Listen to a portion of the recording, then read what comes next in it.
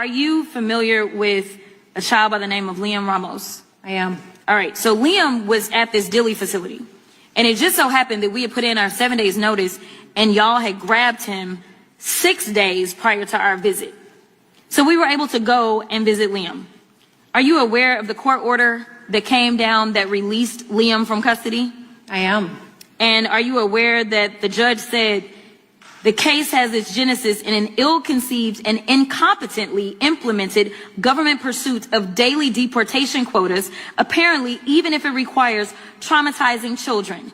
This court and others regularly send undocumented people to prison and orders them deported, but do so by proper legal procedures. Are you aware of that? Yes, and I would disagree with the judge on several I'm sure you points would, but in can there. you tell me whether or not That you have a law degree? Father chose to. Can you to tell have me whether or Liam not you be have a with law him. degree? If I have what? A law degree.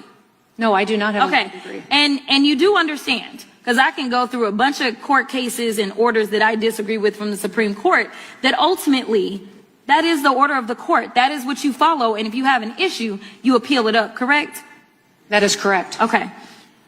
The court went on to say, apparent also is the government's ignorance of an American historical document called the Declaration of Independence. 33-year-old Thomas Jefferson enumerated grievances against a would-be authoritarian king over his nascent nation. Among others were, he has sent hither swarms of officers to harass our people. He has excited domestic insurrection among us, for quartering large bodies of armed troops among us. He has kept us among, in times of peace, standing armies without the consent of our legislatures. Are you aware that he wrote that? Do you know that he was writing about ICE that falls under you? The judge? Yes. Yes. Okay. With that, I will yield, but I do have 2 UCs. And I just want to say, this alone, this conduct alone is impeachable.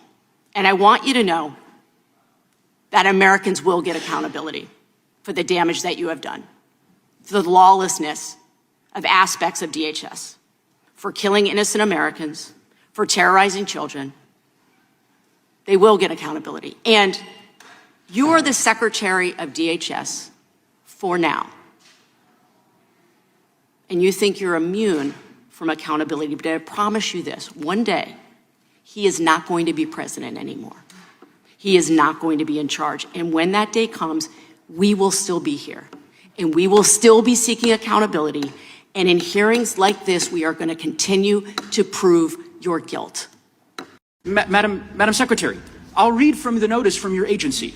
Given the immediate action to significantly reduce illegal immigration and border crossings, DHS identified 4 companies.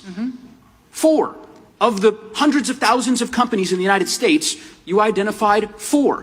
One of those is this Safe America Media company. Where is Safe America Media headquartered? I don't know. I don't know either, Madam Secretary. We can't find it. We can't find a website. We did find an address that's registered for this company. Do you know where that address is? Is there a problem with this contract? I'll tell you about it. According to Madam law, Secretary, the address is registered to a political operative. Madam Secretary, the company, and then I'll give you an opportunity to respond. The company is registered to a political operative in Virginia.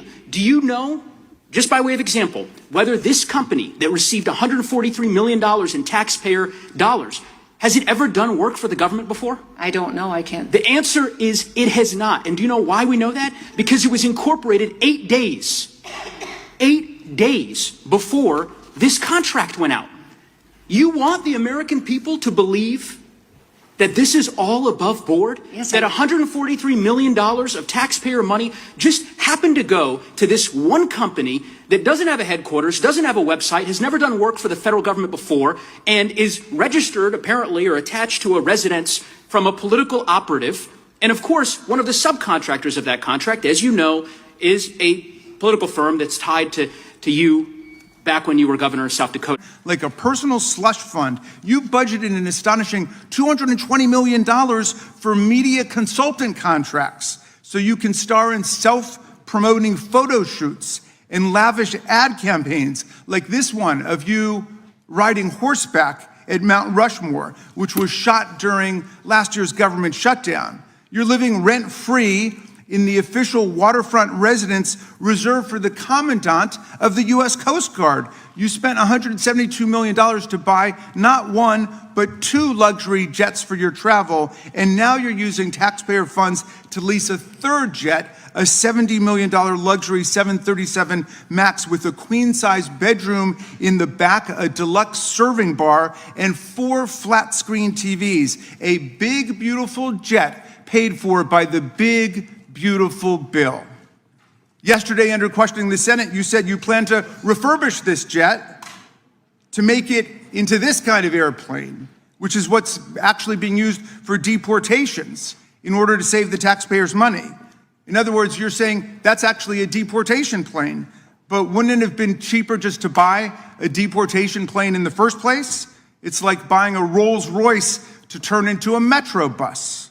I was almost prepared to buy that story of how the jet was both for executive travel and mass deportation. And then I heard about an airborne episode of entitlement, arrogance, and contempt that I could hardly believe. Apparently, when your special blanket, your blankie, was left on one of the government jets and not transported over to the new one, your special government employee, Corey Lewandowski, chivalrously stepped forward to fire the pilot midair, a 2003 Coast Guard Academy graduate and distinguished U.S. Coast Guard commander in Air Station, Washington, D.C.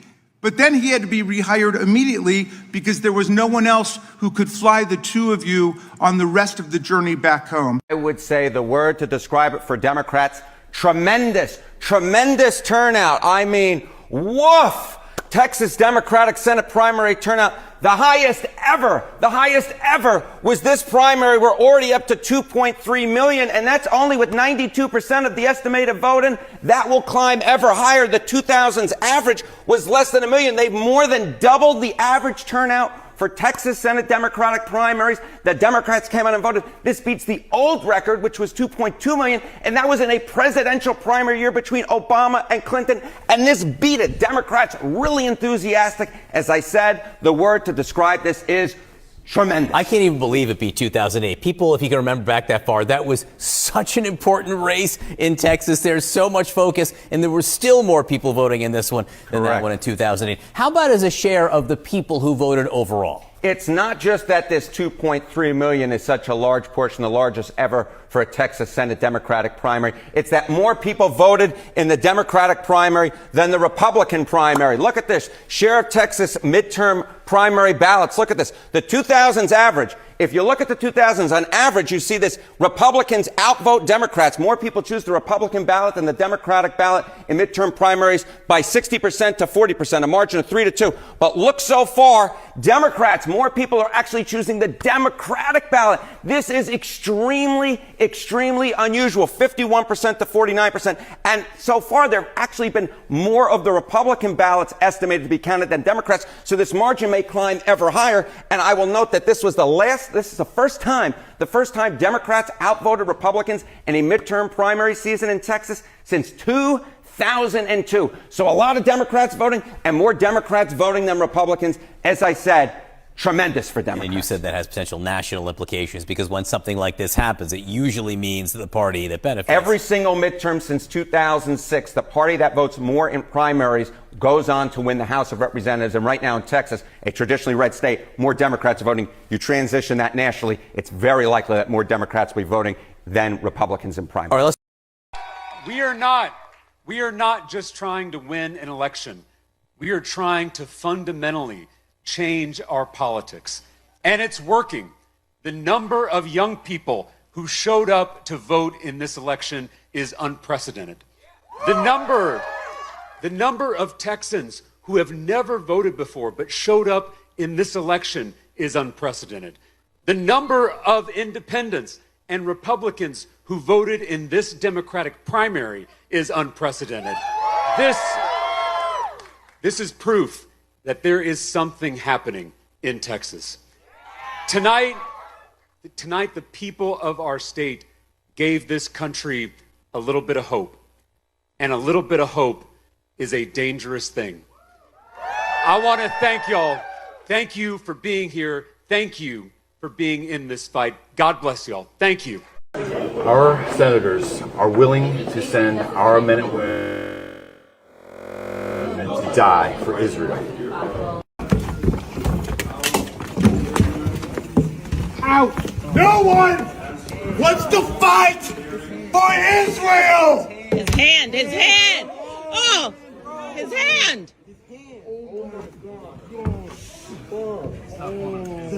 Sir. Let go of your hand. Let go of the door. Let go of the door. The senator broke his hand. A sitting U.S. senator just broke the hand of a Marine. Sir. Control your Senate. Arm stuck in the door. Okay, sir. A U.S. senator just broke the hand of a Marine. Hand stuck. A U.S. senator just broke the hand of a Marine. You're a coward. Punk. Yeah, go fuck yourself. Why'd you say that? Senator? Go fuck yourself. You were a shit seal. That's why you got kicked out, fat ass. Everybody sit down, please. Sit down, please. Everybody sit down, please. Everybody sit down, please. I'm getting out of here. That's fine. Everybody sit down, please. Is your hand okay? Okay. No, it's not. This is disgusting. Disgusting. Just pull it out. No one wants to fight for Israel!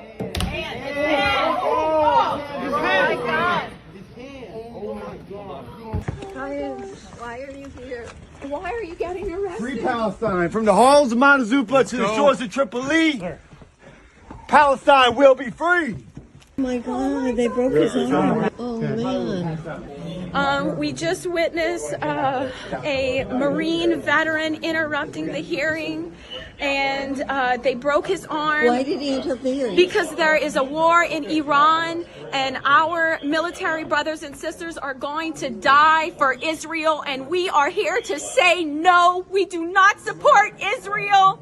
We do not want to die for Israel. Stop the war in Iran right now. And what did they do to him? They pulled him out, got his arm trapped in a door, broke his arm, tackled him to the ground. It was a very, very intense situation. Please stand up as a Marine.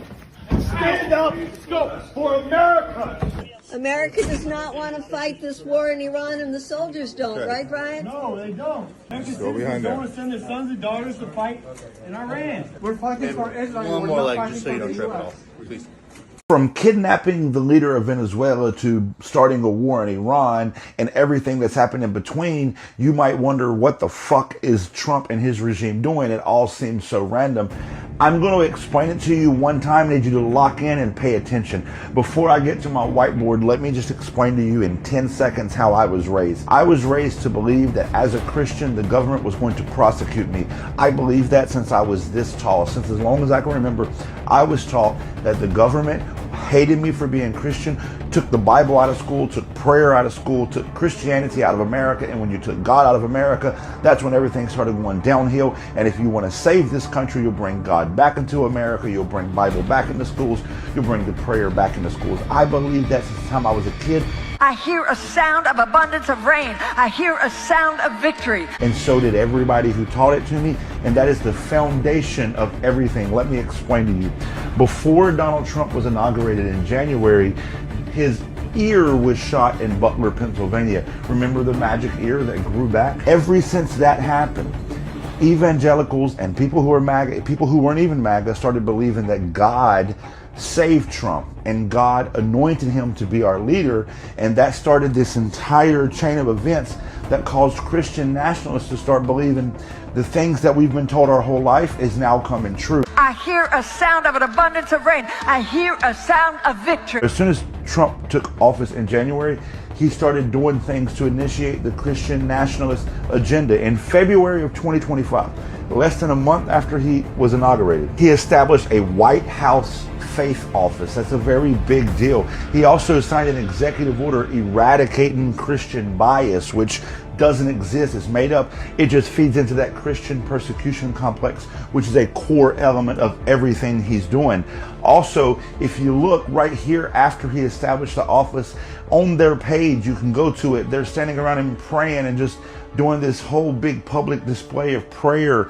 You The Lord says it is done, for I hear victory, victory, victory. got this new thing where Donald Trump says he's going to bring the Bible back in school, bring the prayer back in school. What I've been hearing my whole life, that's what he's doing. The entire rest of 2025 was this whole thing to centralize Christianity. Pete Hegseth praying in front of the troops. The same Pete Hegseth, by the way, that wrote this book that literally talks about declaring a holy war to usher in Armageddon. You got Donald Trump attending the National Prayer Breakfast. I said, where? National Prayer Breakfast. I said, I'll be there. I'm afraid not to be.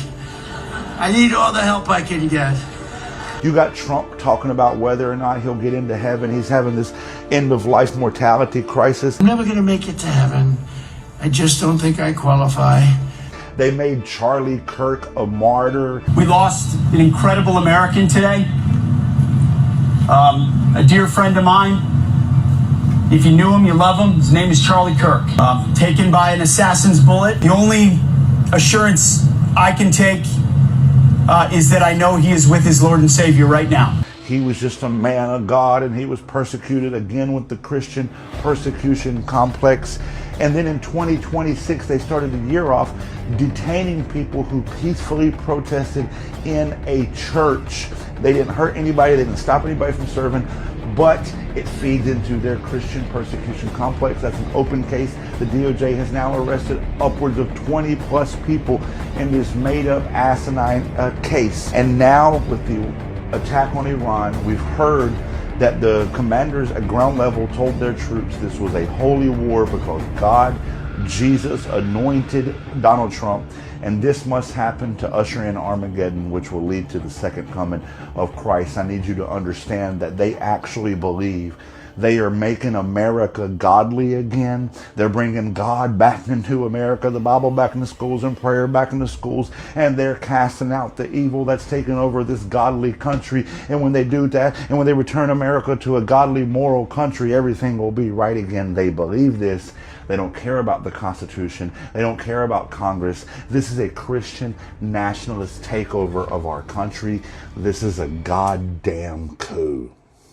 This is not in America's interests. It is true that Netanyahu said the other day that he's been waiting 40 years to get to this point. Well, it took him 40 years to find an American president who is stupid enough to drag America into this war and open up Pandora's box at a time when our own CIA says, according to public reports, that the most likely change in regime will be from what we have, and believe me, this was an awful, hateful regime. You know, they did terrible things to their own people and in the region, but the CIA says we're likely to get even more radical. Part of our main community. Nobody wants this war. Absolutely no one thinks that this is a good idea.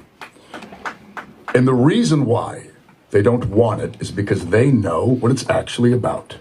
Right. This is a war that's being pushed by Benjamin Netanyahu. He's been trying to make this war happen for almost 30 years. This is a war that's being pushed by the Saudis, who have also wanted this war to happen. Two nations that are happy to watch American blood be expended on their behalf. This war is also being pushed because Donald Trump is in the Epstein files. And other people in the White House and other people connected with the Epstein class, they are terrified that we have noticed what they are doing. They're terrified that we're going to start wondering why the hell we let them stay in power. This administration can't even give us a straight answer as to why we launched this preemptive war.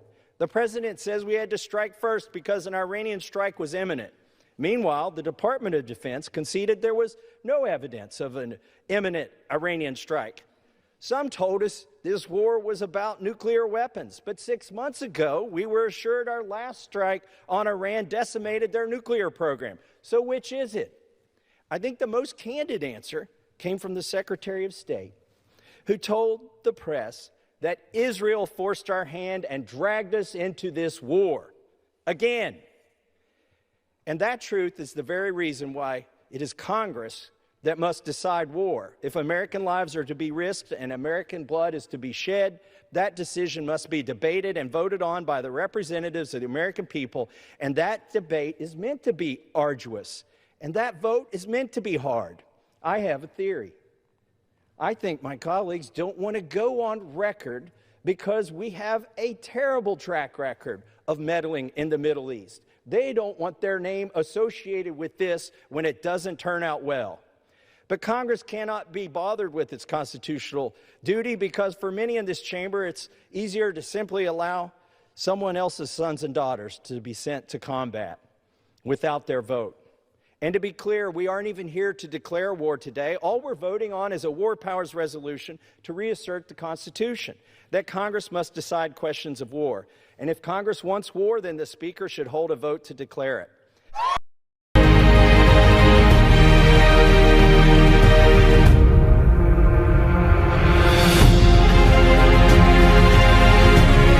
They're coming here. They're coming here. In the name of Jesus from South America. They're coming here. They're coming here. They're coming here. They're coming here. From Africa, from South America. Angelic forces, angelic reinforcement, angelic reinforcement, angelic reinforcement. Fika hata anda ata ora bata rata ande eke manda rasata. For I hear the sound of victory. I hear the sound of victory. I hear the sound of victory. I hear the sound of victory. I hear the sound of victory. I hear the sound of victory. I hear the sound of victory. I hear the sound of victory. I hear the sound of victory. It's time for the Trucker John Livestream. Gonna be a good time. Oh yeah. The Trucker John Livestream. Come along for a good time. It's a good time, good time, good time, good time. Trucker John Livestream. It's gonna be a good time. Gonna be the time of your life. Gonna talk some shit. Hush your mouth. Gonna talk a little smack. Gonna talk whatever comes of it. You're gonna always wanna come back. Oh yeah, it's the Trucker John Livestream. He's the biggest, baddest, funniest mother you've ever seen. Watch your mouth, he's headed south. Not even sure what that means, but if it's one thing I know, the Trucker John Livestream is the best thing you've ever seen.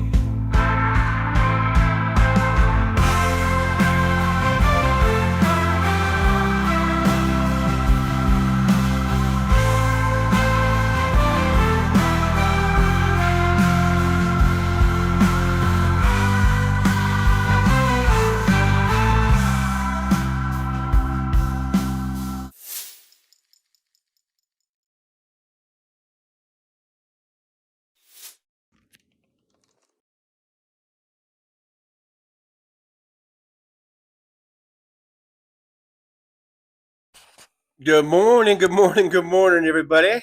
Actually, well, no, we're still morning here in Pacific Time Zone. Let's see. All right, we're on. It's 11:25 a.m. Pacific Time Zone, and it is currently 63 degrees here in beautiful Las Vegas. We've got a daytime high of 69 with an overnight low 52 degrees. Thank you, Sparklers, for coming over. Thanks, Hal, for sending them over, sending you guys over. I do appreciate you. It's kind of funny, just looking at the numbers of how many people are watching. When Hal did the raid, it was like 309 people watching, and as the intro was playing, I kept seeing the number go down and down and down and down, and I'm like, okay, come on, can I?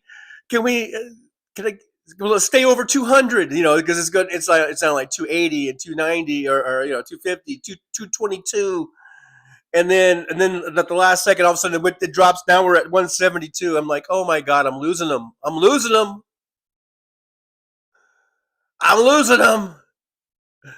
But anyhow, for those of you that have remained, thanks for being here. I do appreciate you. Make sure you like, subscribe, and share if you would. If you haven't hit the little button, it looks a little something like this. Please do so if you would. That'd be great. That'd be awesome. And again, thank you guys so much for being here. I appreciate you coming by, spending some time on this Saturday. Don't forget to not that most of our clocks automatically switch, but just don't forget that tonight is going to be springing ahead. After midnight tonight, I guess. So don't forget that when you wake up in the morning, you will have lost an hour, I think. Something like that.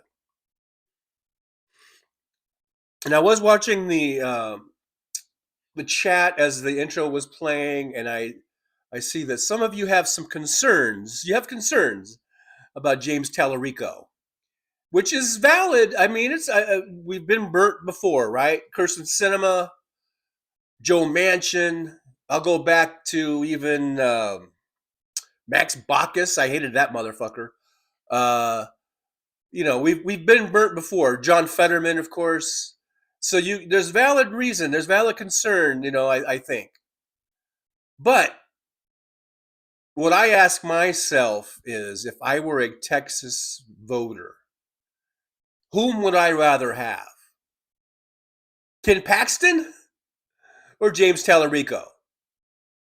Or even Cornyn, whatever Cornyn's first name is, the incumbent, right? Would you rather have him or James Tallarico? And for me, it's just a no-brainer. It's James Tallarico. I guess because I'm a lifelong Democrat, I really despise the Republican Party. I've never seen a Republican that's worth fucking shit. So to me, it's not even close.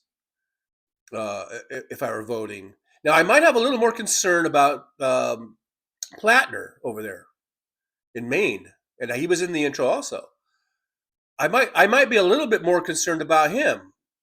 But again, if I were a Maine voter, who would I rather have?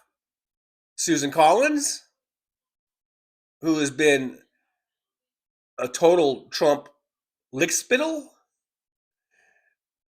and really whomever, she walks in lockstep with the Republican Party.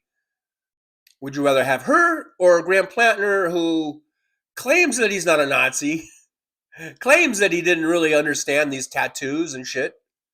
And I'm willing to give him a little bit of a pass, I think, because I saw pictures, I think, of the tattoo, and I didn't know that was a Nazi tattoo. I thought it looked more to me like, sort of that macho. Was he a Marine, or was he? I forget what his branch, but he was, I think maybe I don't know if he was in one of the special forces or whatever, but I could see that as being a young macho thing. It reminded me more of like the Punisher. You see a lot of the Punisher emblems or logos that get stamped on. They paint it on their gear. They get tattoos of that. That tattoo reminded me more of that type of a thing. So I could see going into a tattoo shop and you're like, hey, yeah, that one's badass. Put that one on. But I don't know. Again, a lot of people are saying no. He knew better. Should have known better. I don't know. But again, if I were a Maine voter, I think I would, especially since I'm a lifelong Democrat. I don't like Republicans. I'm sure I would have no problem really voting for Graham Plattner, because I'm thinking, could he be worse than Susan Collins? And would his being on the Senate, would that help us get the nomination? I mean, not the nomination. Help us get the majority. I don't know why I said nomination. So that's what I'm thinking when I think about these type of things. Yeah, we could get burnt. We could get up another Fetterman. We can get another Kirsten Sinema. But at least it gives us the majorities, or helps us. I don't know. I'm not saying that if Tallarico wins, we get the majority. We need to win about In the Senate, we need a few more seats than that, but that's the point. I mean, even if they turn out to be turds, at least it gives us a chance of getting the majority, and that is so vitally important because the party that is in the majority gets to control everything in the House and the Senate. You control what bills come up, what bills get round filed, or just buried. You set up the committees. And most importantly, when we have a president like Trump, it's really our only way of stopping this maniac. They might not impeach him and remove him, but they can at least stop him from his lawlessness, from continuing to do the shit that he does. And I say that if we get the numbers, we need to impeach and remove the motherfucker. But and we'll never do that with a Cornyn or a Susan Collins in the Senate. We have a chance at least with a Plattner and Tallarico. And I'm just saying, I'm not adding all the numbers up and everything. I'm just saying in a general sense, generally, sense what's better, at least in my opinion. So as far as being concerned about James Tallarico and you guys didn't bring up Plattner, but I brought him up, but I would just say, if I were a Democratic voter in Texas, to me it would be 100%, without a doubt, no hesitation whatsoever. I would be voting for James Tallarico because I know that he's still better than anything the Republicans are putting up. Anyhow, let me just say hello real quick. We got Sandy was in here first. Hello, Sandy Foltz. Good to see you. Aaron West was not first, but Aaron West was here. Anna Moore's here. They have Lorraine Sparvario was here. I don't know if these are really early on, so I'm not sure who's still here or not. Santha was here. DPD, hello DPD 5844. Always good to see you. Danny Pomeroy is here. Damon Dog, the big dog, was here. Luck Dragon, good to see you. Thanks for coming by. I do appreciate you. We got Malio.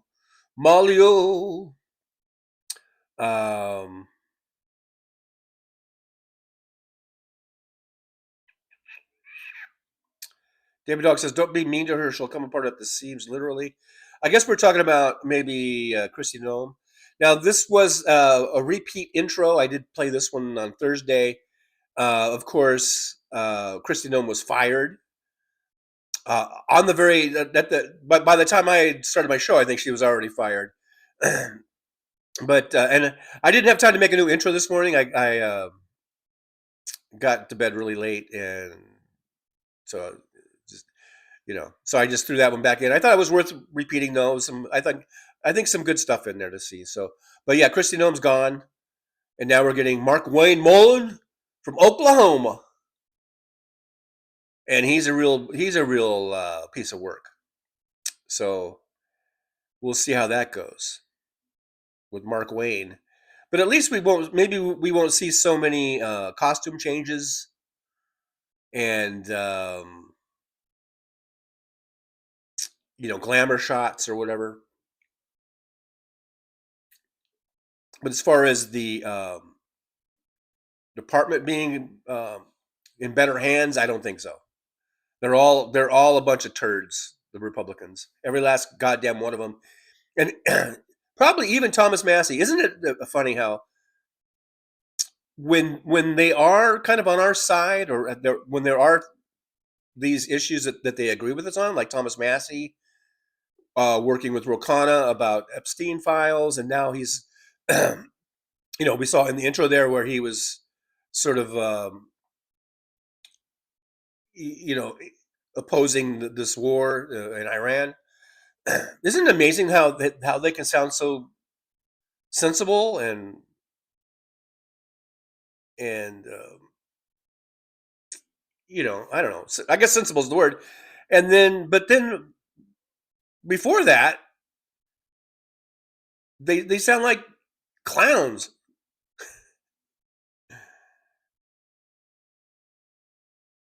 You know, I mean, it just shows that they do have some common sense.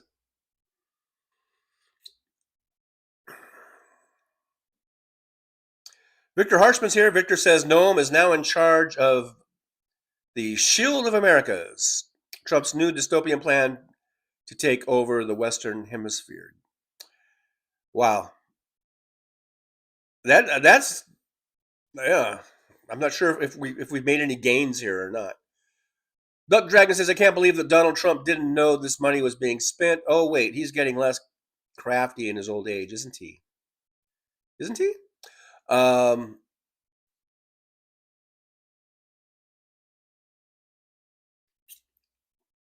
Yeah, he knew and he didn't care, and he was probably like, "Oh, you go ahead and spend that money, Christy.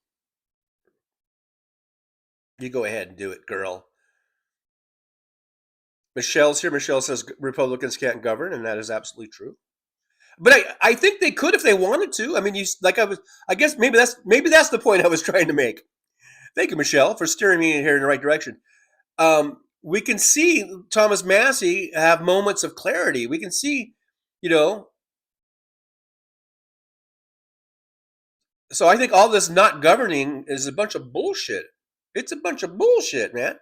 It's them just being on the grift, on the take. And so they toe that company line, you know.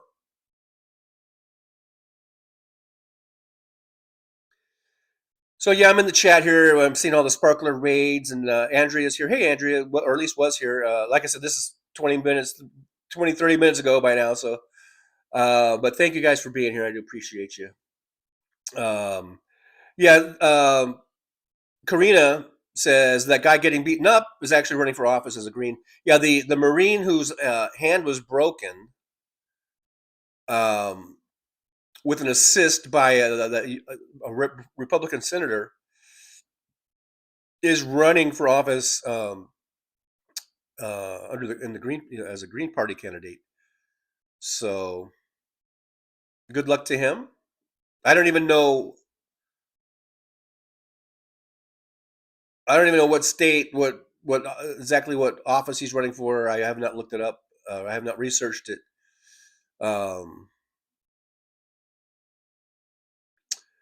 But we'll see how that goes. MJ Daniels here. MJ says, fuck the entire GOP. Do we got time? I don't know if that's a question of time. I mean, I might need some help on that one.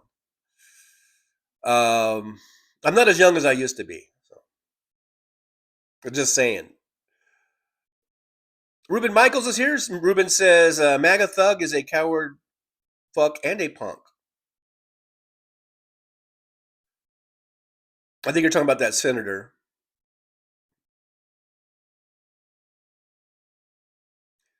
Karina says the current governor of Montana body slammed a Guardian stringer. Yeah, I remember that was, God, that's probably been like 10 years ago now, but I remember that. Has it been that long? It's been at least 8 years, probably. Yeah, he body slammed that reporter. And for those of you that don't know what a stringer is, I guess he was a stringer. A stringer is basically like a part-time or an on-call, an extra reporter that a newspaper will use when they run out of reporters and they need someone to go cover something. I was a stringer for a few years at the Antelope Valley Press in the Antelope Valley of California.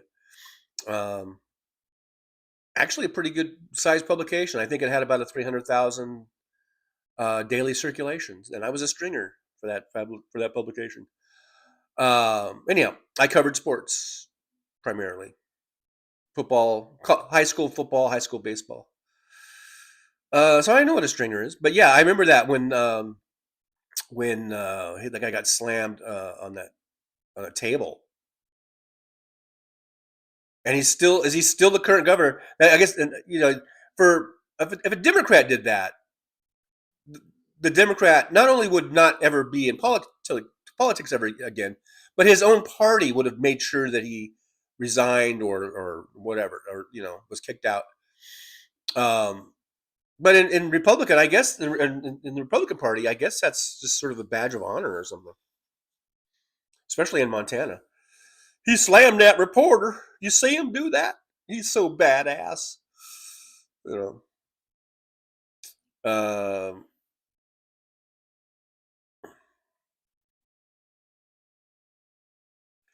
DPD says, I hope that Tallarico stays true to his word and we don't end up with another it's Kirsten Cinema and Joe Manchin scenario. We lost so much ground with those two. We certainly don't need a Fetterman Tallarico tag team. That's true. We don't need that.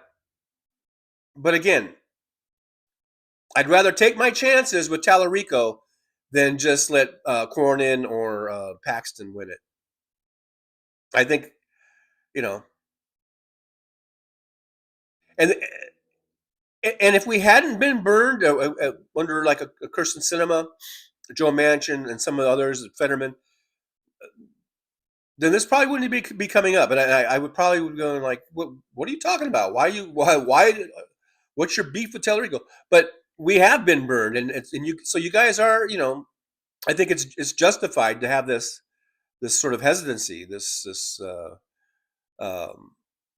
suspicion or whatever.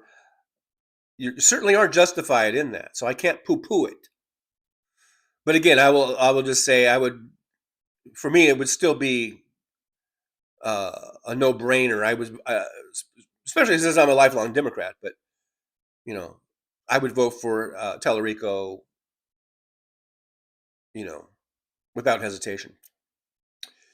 Bethany Arbaugh says hello. Hello, Bethany. Good to see you. Good to see you. MJ Daniel, remember when they claimed to care about the troops? Yeah, and they never have. Otherwise, they wouldn't send them into war without proper gear and shit,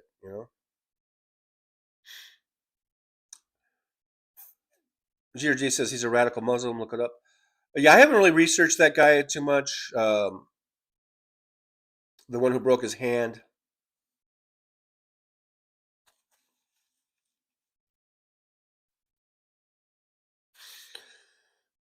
But I do think it was just, I think the main thing of that clip is that the Republican senator felt the compunction to get up out of his seat and go and assist security. Like security couldn't handle it. So this dumb fuck had to go in and get involved. It's like, sit down, motherfucker. You're a senator now. I don't know what your past, I don't know, he looked like he kind of might have been a big guy. I don't know if you were ex-military, ex-cop. You're a fucking senator now. Sit your ass down. Security is here, they don't need you. They don't need you going in and helping to break people's arms and shit. Vincent Owens is here. Apparently Vincent was having some problems with the being on the right video or something. I think he figured it out though.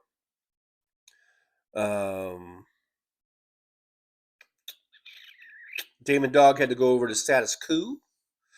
Status Quo is cool. Status Quo is cool.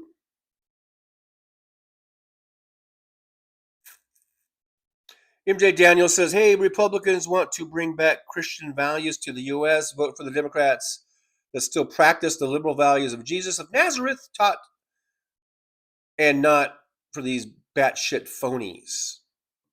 And that is kind of the dichotomy, right? Of Paula White versus a James Tallarico. I would say Paula White would be, of course, the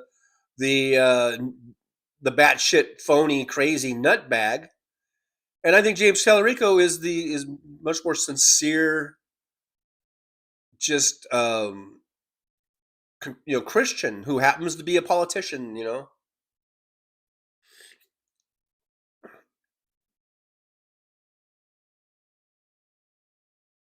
It is sort of a stark juxtaposition there, I think.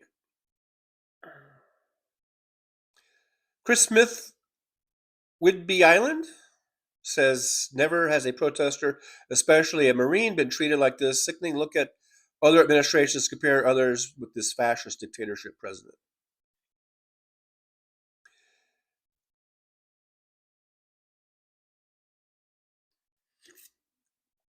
This Trump, the Trump thing, the whole Trump thing, even going back to 2016, and especially him getting a second term, Trump getting a second term, it is very perplexing. And we've talked about it before. We're trying to figure out what happened. Why is this happening? Why is this happening? And I think that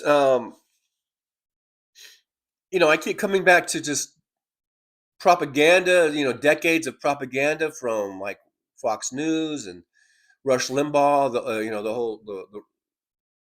The right wing hate radio, just being blasted at people continuously, 24/7. Between Fox News and Rush Limbaugh, just not even taking into consideration, there's a whole slew of there's Alex Jones and Glenn Beck and Michael Weiner, Bill O'Reilly, and just this whole lineup, and they were at times either on TV or radio or both, and I keep going back to that. This is the only thing I can really figure out is why do people keep voting against their own best interests? Why do we, and how do we get here? How do we get here? How do we get to now having this so-called president who is lawless, doesn't give a shit about the Constitution, has even said so in his rallies and his speeches, how he wished the Constitution didn't exist. And now as Epstein files are somewhat coming out piece by piece, redaction by redaction, but we're getting more and more pictures, more and more of an idea of just how evil Donald Trump is. Not was, but is. He hasn't changed. He's still the evil rapist pedophile that he was 20, 30, 40 years ago. And that can never be said enough, I think. At the end of the day, Donald Trump is a rapist. And there are strong allegations that he either committed violence or had other people commit violence on his behalf against witnesses, against victims. That cannot be understated nor forgotten. And these wars and these things cannot be allowed to distract us from that. So just never forget that. Don't let these distractions distract us.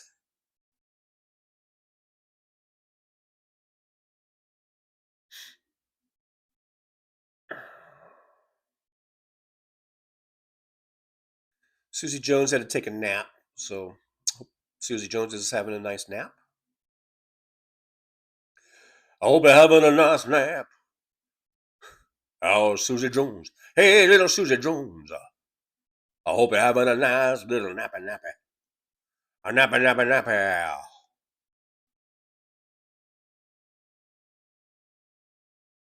Patrazi 1920. Hey. Good to see you. Patrazi says, this shit is scary. It is scary.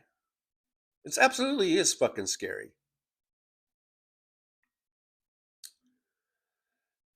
But don't be scared. Vote. Vote. William is here. Hello, William. Good to see you.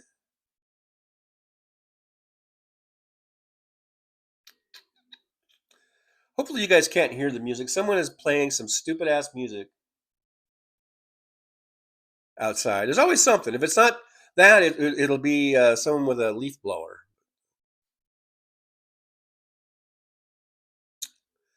Vincent Owens says, someday I will start a podcast and share my full opinions to all this. Hey, do it right here. Share your opinions there in the chat. Vincent, don't be shy. You don't need a podcast. I mean, you can do a podcast if you want to, but as long as you guys know the rules. No hate speech, no slurs and stuff like that. But other than that, you can say if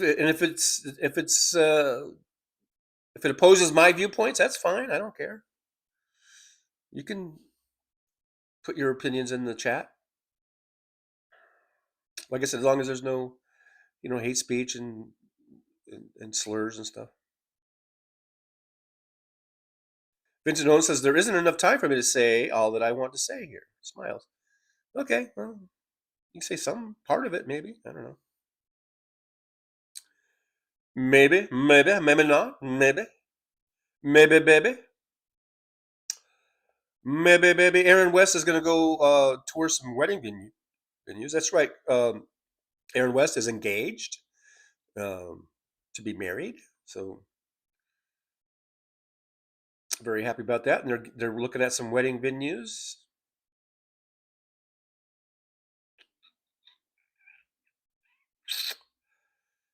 There's Joy to Farm too. Joy to Farm too is here. It says Lady Lindsay traveled with Israel multiple times to meet with Nutty Nettie to advise him how to convince Khan Old to go along with his insane attack on Iran or Iran. I guess I'm supposed to say Iran. I'm old school. I say Iran. Iran. I have to say that a few times so I don't get criticized for being a bigot or something against Iranian people. There, I did it again. I said it wrong, didn't I? I said it wrong, didn't I?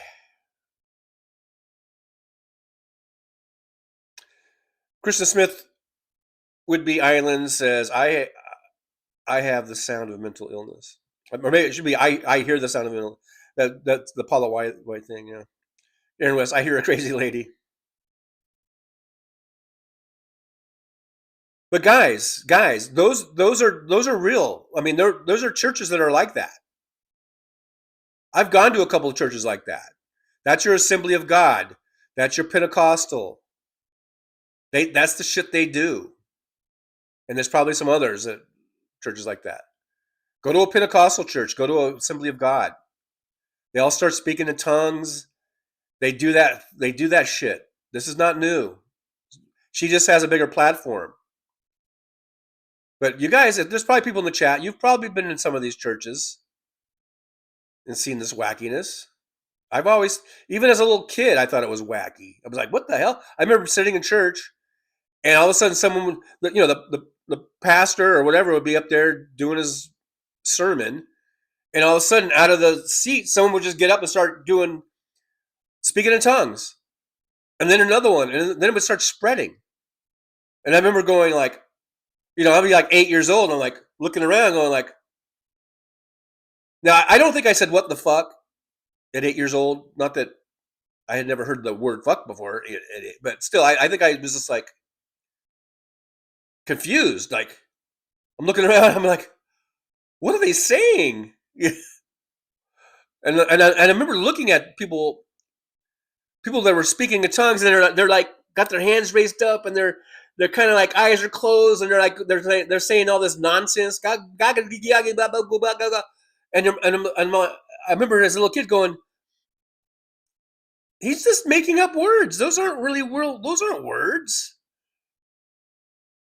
What is this? What is this bullshit? I think I'm the original writer of that Hal Sparks song. Because I'm 8 years old. I'm going, this is some bullshit. It's bullshit. I don't know what those fucking people. And the thing about it is, though, you would see those people in the hallway, or and so there was nothing really like nefarious, but then you're thinking like, do they just do this for attention or something? What is it? I thought it was bullshit then, and I still think it's bullshit though. This whole speaking in tongues thing is fucking, or there's some sort of mental breakdown or something. Yeah, Joy to Farm says, Joy 2 Farm 2 says, who's the strange guy in the shorts walking back and forth behind the psychotic religious lady? Then there's also the black woman trying to cheer the crowd. Yeah, that's a weird thing. That's what they do. They do that. I've seen that before. But I so wanted to make a little voiceover of the guy when the guy would walk by. I wanted to like do a voiceover of him like he's reading the paper. You know, he's like, oh, stocks market's up. While she's doing her thing, you know, I hear the you know. Mud is here. Hey, Mud, good morning to you. Good morning. Good morning. Good morning. Good morning. Good morning, everybody. Ruben Michael says, Mike Huckabee looking for Armageddon before he dies. Ibu tubing. Ibu tubing. Oh, YouTubing. IB YouTubing. Oh, I get it. I'm a little slow in the uptake, but I got it. IB YouTubing. Says, didn't Ted Cruz say on Tucker Carlson's show that we have an obligation to support Israel? His words was commanded. He also said growing up, he was taught this. I think I was taught that too. I think growing up in the church, I went to Protestant Christian religions. I was not a Catholic. I was a Protestant. I remember being taught that Israel.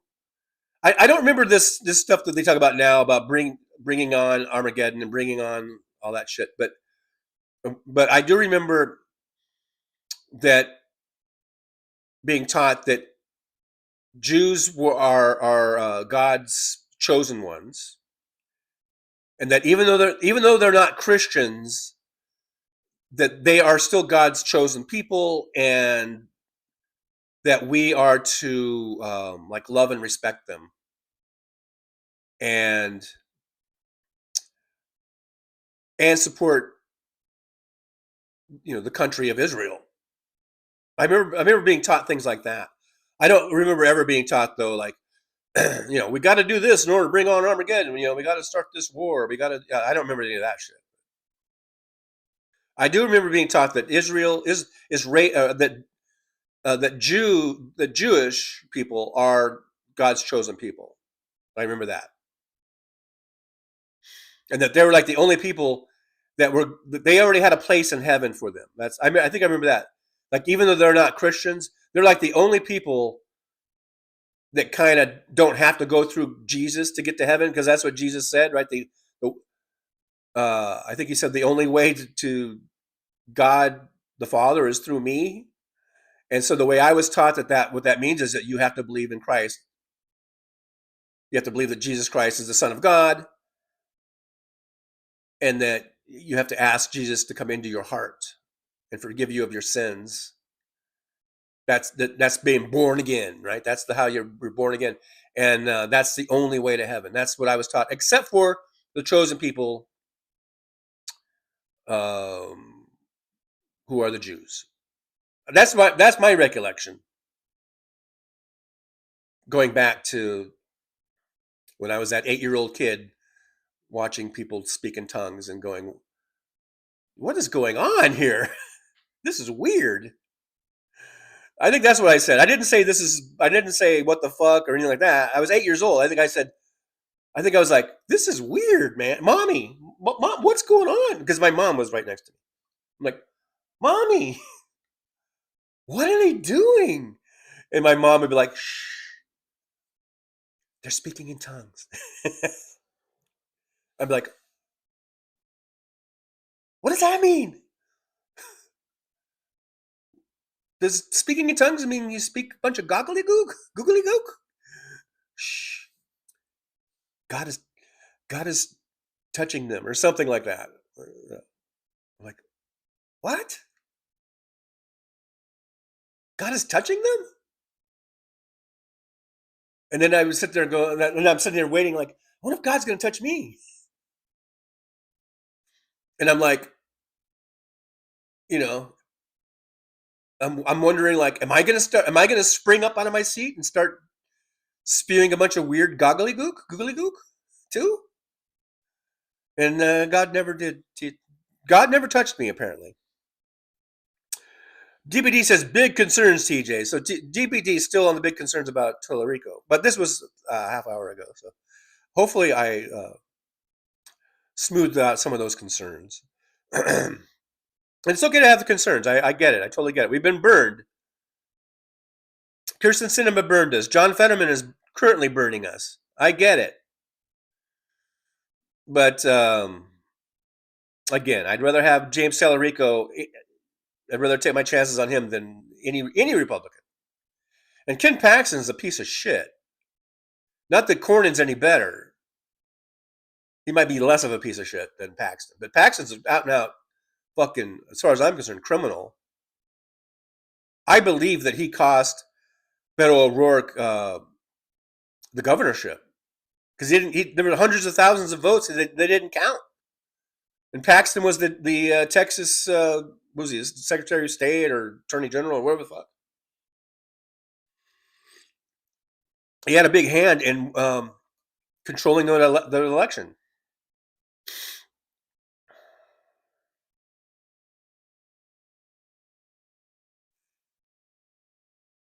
DPD says Plantner is solid. Oh, so you got no problems with the Nazi, but you got big problems with the Christian. Okay, I get it. I see what you're doing there, DPD. I see what you're doing. Excuse me. Joy to Farm 2. We can only hope if James pulls out a win, he will vote with Dems more than not. He will. He will, Joy. He will. Because, look, even Fetterman, who's our new villain, and rightfully so. I mean, the guy says some really weird shit and does some really weird shit. But I think if we looked at his voting record, we would see that he votes with Democrats probably over 90% of the time. If Dr. Oz had won that seat, not only we would have one less number in the Senate, but we would have seen a person who votes 0% of the time with the Democrats. Would you rather have 90% on your side or 0% on your side? You know what I mean? So, as concerned as we might be about James Tallarico, I don't see him being any worse than John Fetterman in terms of voting with Democrats, which is over 90% of the time. Look at the numbers, people. Look at the numbers, okay?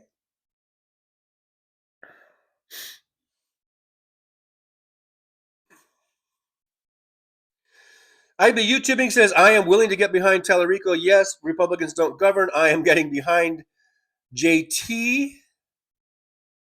I guess that's Tallarico. By the way, I am a Latina who voted for Crockett because her work in congressional committee. And I'm glad that you voted for Crockett, and now she didn't win, right? She lost. Tallarico won, and you're doing the right thing. You're going to vote for the Democratic nominee, which is James Tallarico. I'm glad you're doing that. I'm glad you're saying that, because that's what people need to do. Just like in the presidential campaign, when Bernie lost the nomination and Hillary was nominated, all those Bernie bros should have just immediately supported Hillary instead of crying and being babies. Oh, they cheated. They did this. They did that, or whatever. They didn't give Bernie a chance and all this bullshit. They should have just said, okay, this is the nominee. We've got to make sure that we beat Trump, because that's more important. That should have been more important than their little feelings getting hurt because the guy they liked didn't make it. And then what happened? We ended up with Trump, and now we've ended up with him twice. Trump is the worst thing that has ever happened to this country. By far.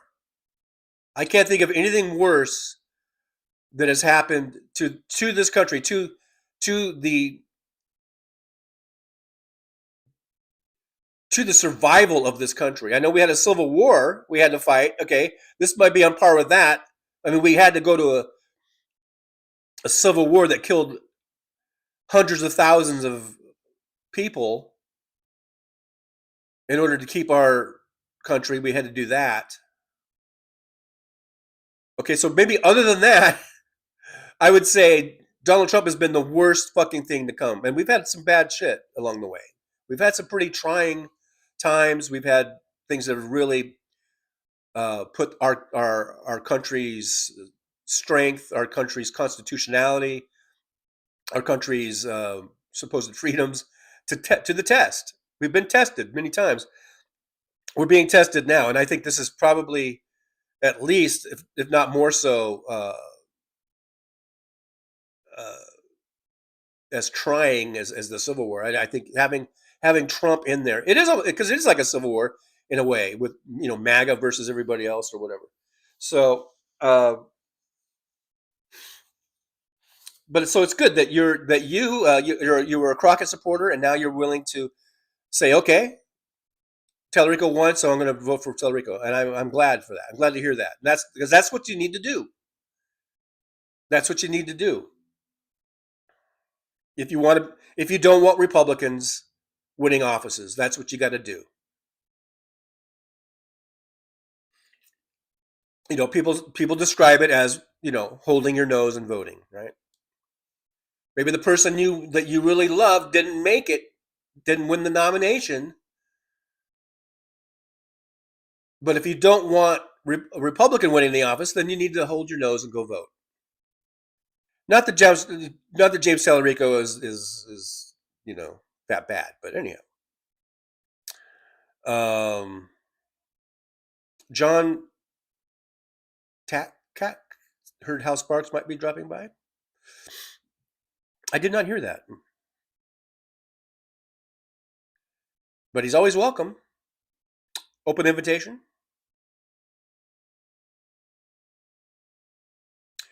John Tackak? Thanks for being here, by the way, John. Says that he heard 6 more senators are retiring. And they probably all of a sudden grew a spine.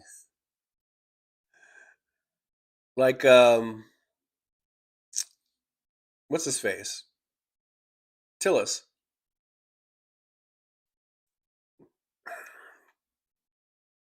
When they are about to resign, they grow a spine. And I heard that on the Liberal Dan show. So, hey, Liberal Dan, best show on the internet. Go check him out. Monday, Wednesdays, and Thursdays at 8 p.m. Central Time. Well, you will hear witty sayings and very appropriate sayings like, when they're about to resign, they grow a spine.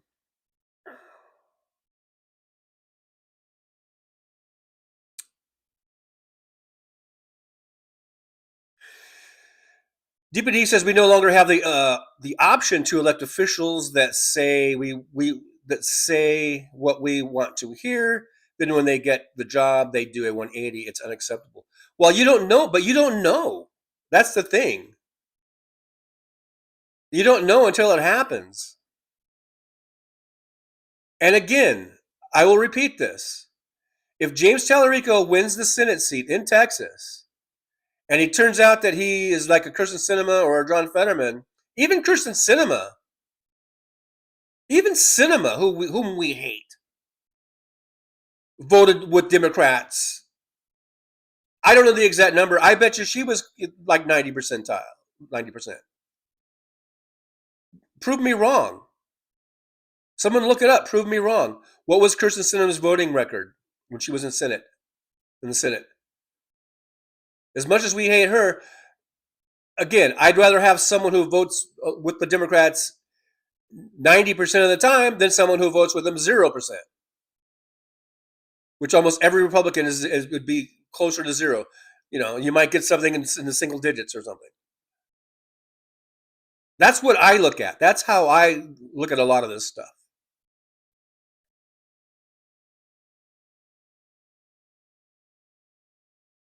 IB YouTubing says you were so right. We need to get behind the Democratic nominee. We are where we are because of GOP not having the guts to remove him. 2 impeachments and no guts. Danny Pomeroy says Elon committed crimes setting up in buying voters. I believe, isn't there a case pending against him in Georgia? I think, right? Isn't it? Something like that.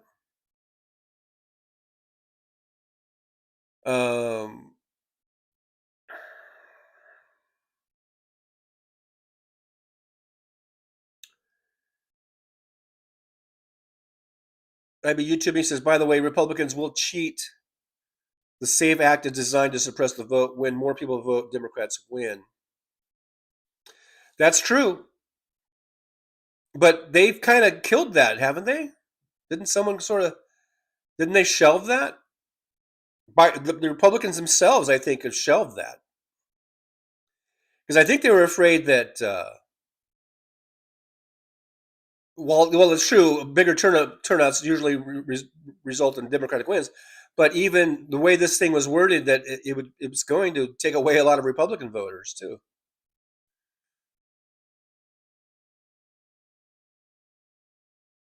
So I think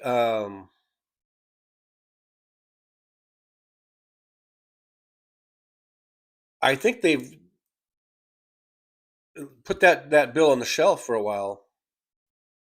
Maybe they'll try to bring it back out again. I don't know, but they didn't. They saw something. They saw something in there that they didn't like. They finally figured out. Oh, wait a minute. This might hurt us just as much, if not more, than the Democrats.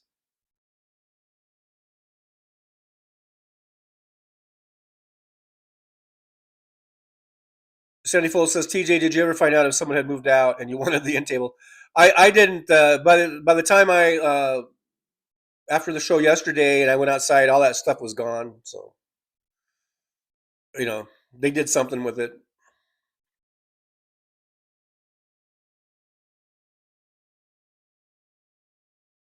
Bethany says, Mullen is so stupid, he might be worse than Noam. That's the thing.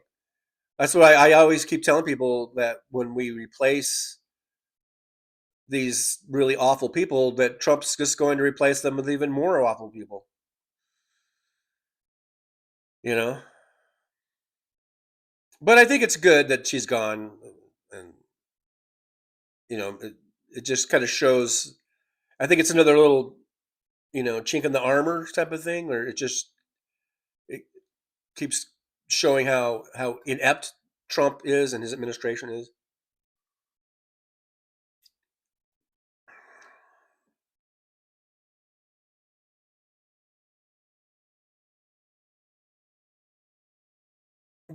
So DPD, go in all caps, very, very, very, very vocal here. Says these are the 4 Democrats who voted to give the orange pedophile more power. Representatives Henry Cuellar. We all know Cuellar, is bought off because he got a pardon. Didn't he get a pardon from Trump? Jared Golden from Maine, Juan Vargas from California, and Greg Landsman from Ohio.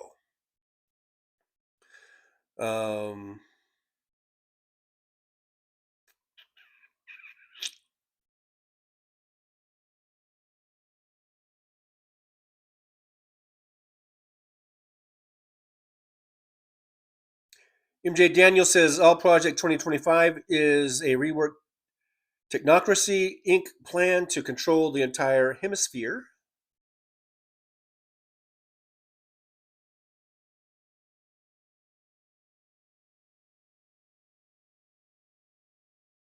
Lug Dragon said, nice intro, Trucker. I'm glad you liked it.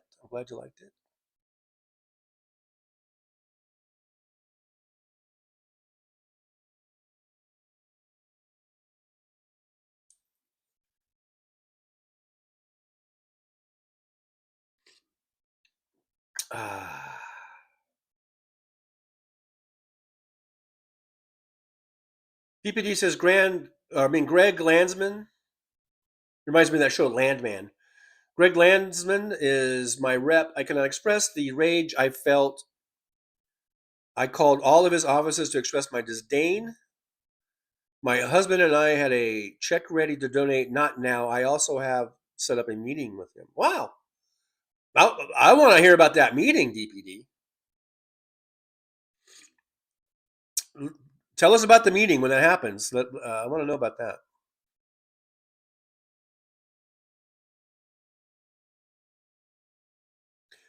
Jolie says, I don't like any politician that speaks openly about religion. But here's what I think Tallarico's it's tact. It's tactfulness, right? It's strategy. It is to counter the Paula Whites. It is to counter the Christian white nationalists. And it is to say, hey, look,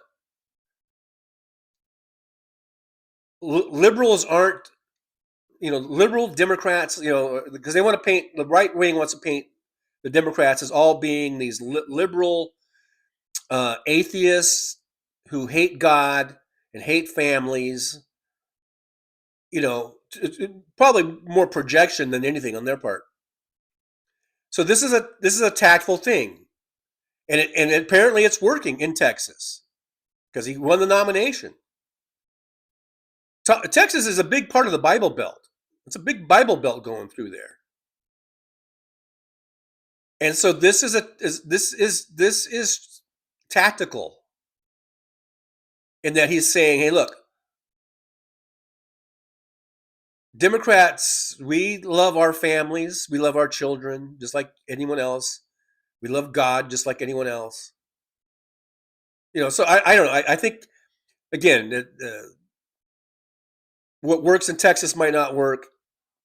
Well, it probably would work in Indiana too. I don't know, but it might not work in California or New York or whatever. So I see it as just as tact. Not saying that he's insincere about his Christianity, but by kind of wearing that on his sleeve, that is intentional, and I think it's working, and I think it works in certain places and in certain situations, and I don't really have a problem with it.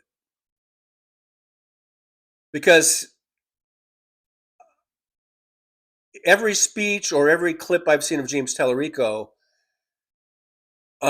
he's never said anything that I found to be like objectionable or over the top.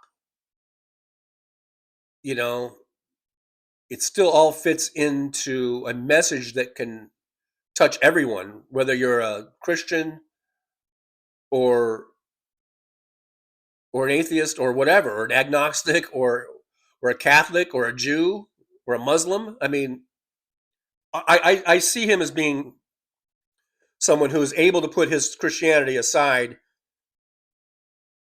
and to just care about governing, but I think he is just making sure people know that he is a Christian, because I think in Texas that works, that plays, and he's a real Christian, not a fake Christian, like so many of these Republicans are. They're almost all fake Christians. So, I don't get my panties in a twist over it. My panties are fine. They're untwisted. I've been YouTubing says, this is all caps, by the way, for those of you keeping score at home. I've been YouTubing says Republicans don't Republicans don't or maybe can't, I don't know, or don't want to govern. Republicans don't want to govern, I guess. They can't, or I think it was Republicans can't. This is what I think. I'm doing a little editing here. So maybe I shouldn't do that, but here it is anyhow. I think it's Republicans can't or don't want to govern. I think that's what was meant. Anyhow, where is the immigration bill that Trump told Langford to pull because he did not want Biden to get credit for it? Oh yeah, that's That's completely forgotten about. And you're absolutely right. Where is that? Where is that motherfucker? Tim Farrell's here. Hey, Tim, good to see you. Thanks for popping on in. I think I'm popping on in. I think I'm popping on in.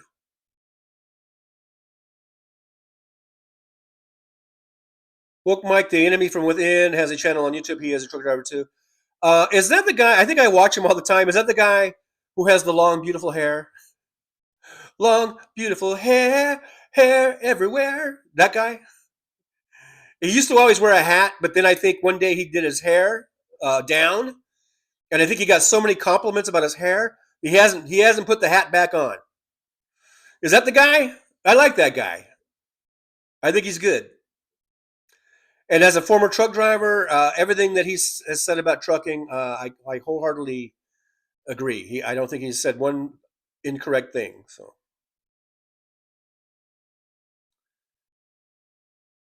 hair, long, beautiful hair.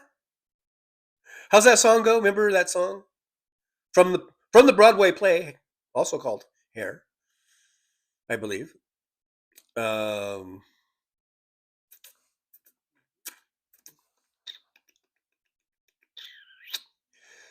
SLF says my son had a teacher named Tallarico. Tallarico. Tallarico, Tallarico, Tallarico. Tallarico, Tallarico, Tallarico. DBD says the Fourth Estate TJ, they have refused to call the orange pedophile out on any of his bullshit. They continue to allow him to fly under the radar. They go out of their way to call Dims, but Nazis? They go out of their way to call out Dims, but not the Nazis or something. Crickets. Some people are saying Cricket got revenge by Kristi Noem being fired, but I don't know. I think Cricket would still just rather be alive.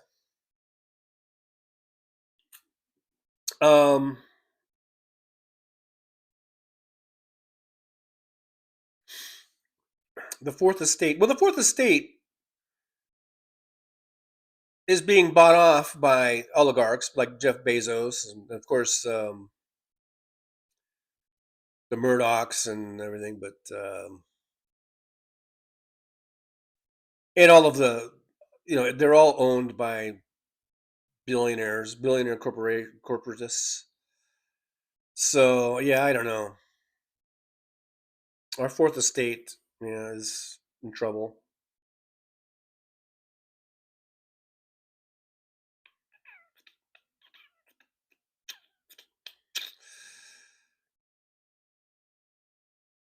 I'd be YouTubing the Montana Senator Sheehy. So I guess Sheehy, is he the one that broke the guy's arm, the Marines arm? Anyhow, had first said he was shot in Afghanistan. Later, it was revealed by a national park ranger that the wound was from accidentally shooting himself. Stolen valor. Well, I think that's absolutely stolen valor. And we should bring that out.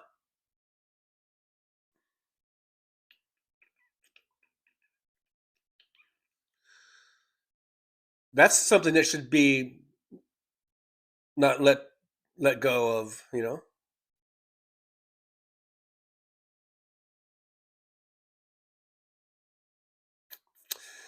Victor Harshman says reports out of Iran, U.S. Israel have targeted over 12 hospitals in the attacks. This will just cause more threats to Americans across the globe.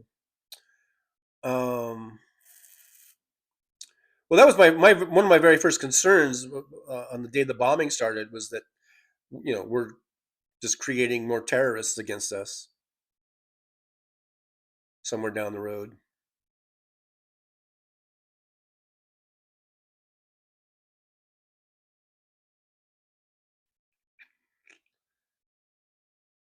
Danny Pomeroy says, John, that Howard Lutnick, Trump's staff,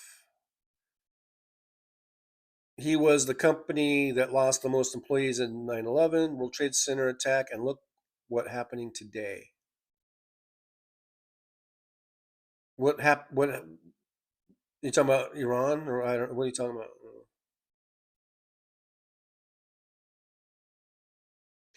Hey, Robert Perez from down San Diego way. Is here? Hey, Robert, good to see you. Robert says, "Yo, Trucker John," and I think, and to all you lovely trucklers in the lounge. People are having a hard time typing today, I noticed.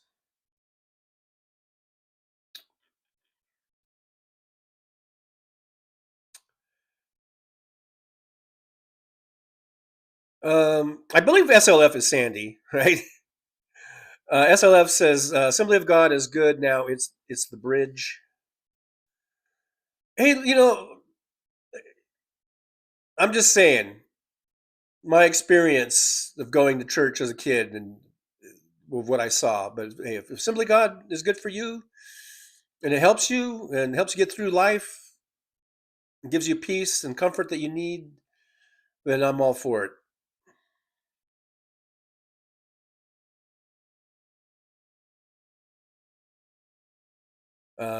Woke Mike, they worship Trump now. Low Dragon says, when God comes down, he's going to point out and make fun of everybody that mispronounced his name.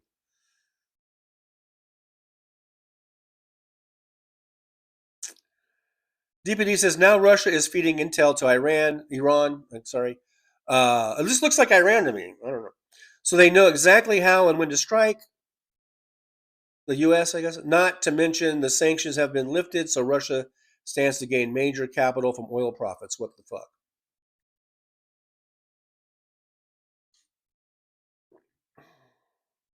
Woke Mike says, Paula White is crazy. She's crazy, crazy, crazy little thing. Crazy little thing. A crazy little thing. Cold love. Crazy little thing. Yeah, Vicki Gordon. Hey, Vicki, good to see you. Vicki says Paula White is head of the White House Faith Office. She is member of the administration and Trump's spiritual advisor. Well, of course, makes sense since nothing makes sense.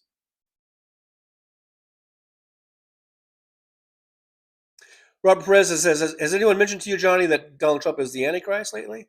No, but I've been hearing that pop up.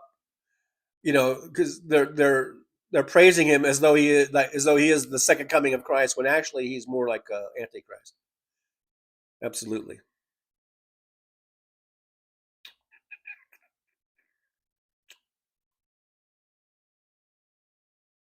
Christina Weibel, God did touch you, Johnny. He made you and keeps you breathing. But he didn't make me talk in the funny talking thingy like those other people I saw.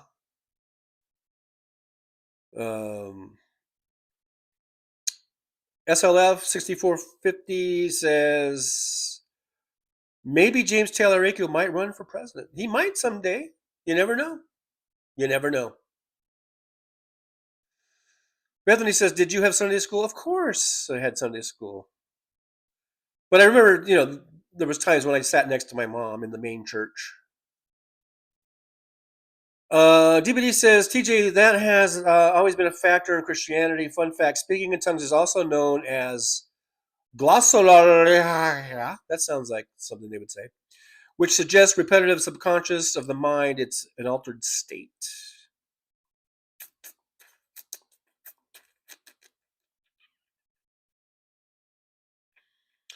Jorgen Johansson from Sweden is here. Hey, Jorgen, good to see you.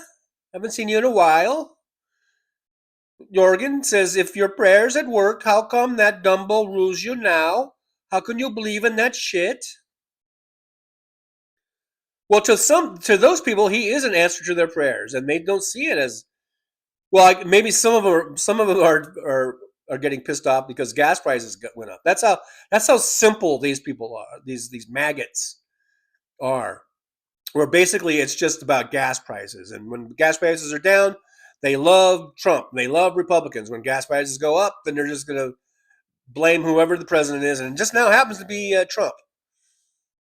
That's how simple-minded these people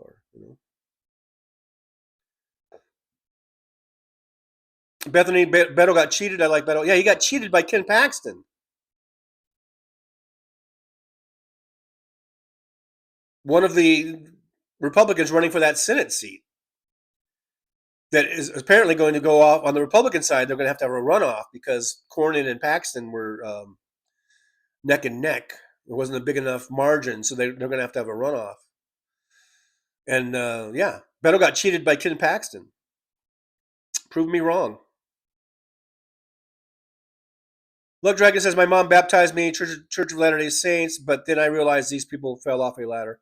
I was also a Mormon. We moved around a lot, so we also moved churches a lot. That's why I'm talking about Assembly of God and Pentecostal. You know, there was Baptist, and then there was also Mormon church that we spent a lot of time in. And they spoke in tongues also. Even the devilish cult of the Mormon church, they spoke in tongues also. But I never did. And I say that proudly. Jorgen Johansson says, Armageddon, end of the world, laugh, laugh, laugh emoji, laugh emoji. Everything that's happening is the change from the age of pieces of age of Aquarius. Happens every 2150 years. Nothing else. All relates to the zodiac. Don't you know? I'm giving you somewhat of a Minnesotan accent, by the way, Jorgen. By the way. Bethany Arbo, I like Liberal Dan's songs. Liberal Dan's songs are the... Not only does Liberal Dan have the best show on the internet, he has the best songs on the internet. And the best videos from those songs on the internet. And I'm not just saying that to be cute or whatever. Liberal Dan, if you listen to his songs, listen to the lyrics. They're witty, they're clever, and they're very appropriate to what's going on currently in our current events. So if you like that kind of stuff, go check out Liberal Dan. He's got a channel right here on YouTube. He's on every Monday, Wednesdays, and Thursdays, 8 p.m. Central Time. And I think he has his songs on Spotify and everything, and Instagram. You can find him on Instagram. If you want some great songs that are witty, clever, and timely, then check out Liberal Dan's songs and his music videos, or as the kids like to call them, song videos.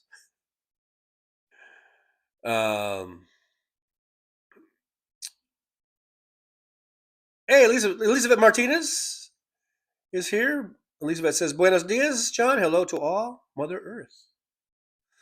Buenos dias back at you, Elizabeth. Thanks for being here.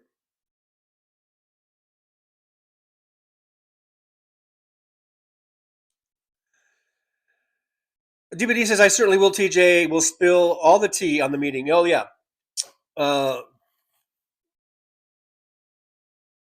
We definitely want to know about the meeting. Now, we have 94 people watching, only 89 thumbs ups. We are currently acting a little bit like skeezy Republicans, somewhat so. So if you would please do me a favor, hit that thumbs up button to at least get us to a balanced budget like the good Democrats I know that most of us are.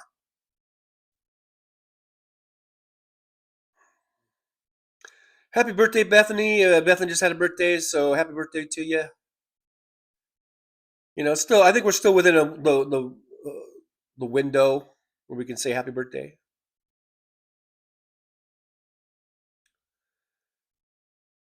Bob Newell's here. Hey, Mr. Bob Newell. Good to see Mr. Bob Newell. I can't hear you.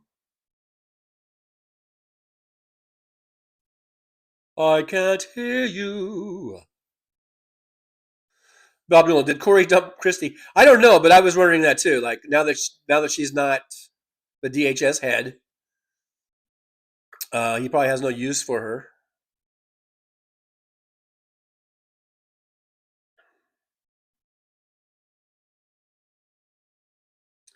Bob Newell says Trump's got a fungus growing behind his ear. A fungus among us.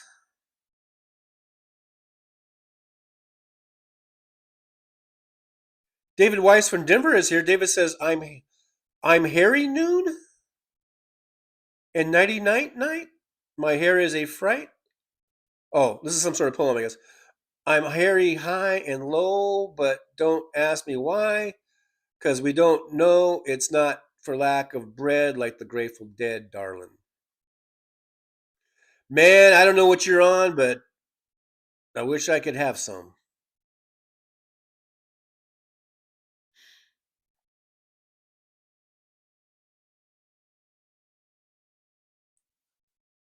But Mr. Bob Newell, how's the coffee? The coffee's pretty good, if I do say so myself.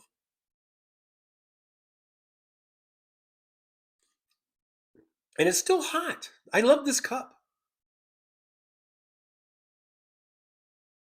I don't know if Pilot, because this is from Pilot.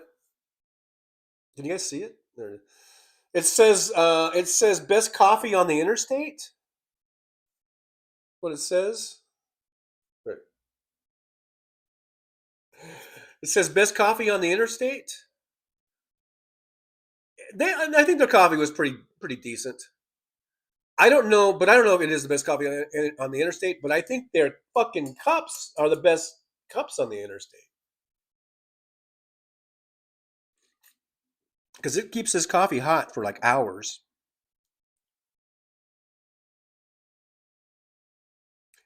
Jolie says gas is $3.59 here. I was yesterday waiting for the bus. There's a 7-Eleven gas station, convenience store gas station, right at the bus stop where on my second bus there. And I had noticed, I think the last time or a couple days ago when I noticed, I think gas was like $3.39. Guess what it is now? At the same gas station, just a couple days later, it was $4.19. $4.19. So it's gone up. What is that, about 80 cents or something in just a couple days?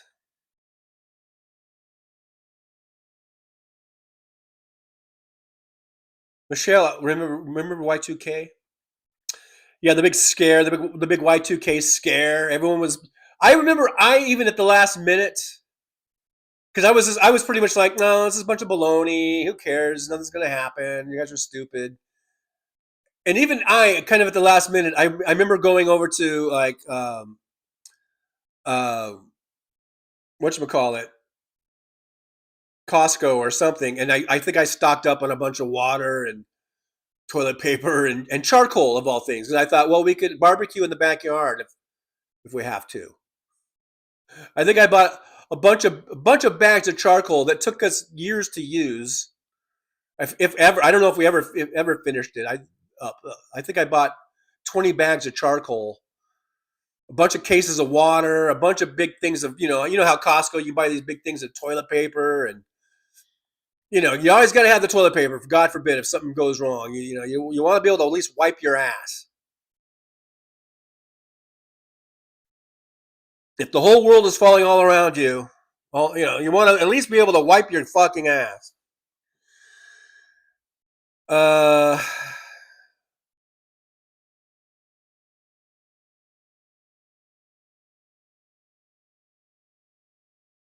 Look, Dragon says the gas prices are between $5 and $6 right now in the Bay Area.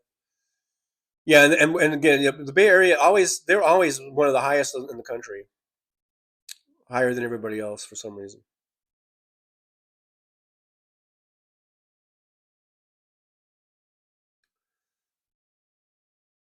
Yeah, Victor Harshman says ICE kept a murder of 23-year-old American citizen Ruben Ray Martinez on March 2025 a complete secret.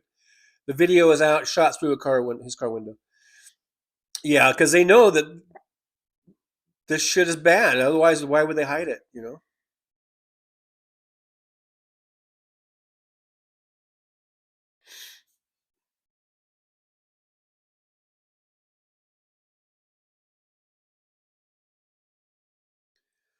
Jorgen Johansson says Iran plays their first match in FIFA World Cup in LA this summer. Are you gonna let Iranian supporters gonna come to US and cheer their team? I don't know.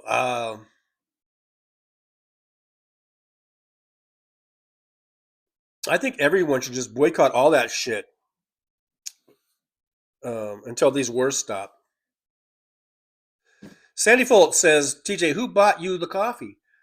I made this coffee. I make it in my own. I got coffee maker. I make my own coffee. I just use this cup because it's a great cup. It's metal. All right, I guess it's metal. And it has this coating over it. It's really great.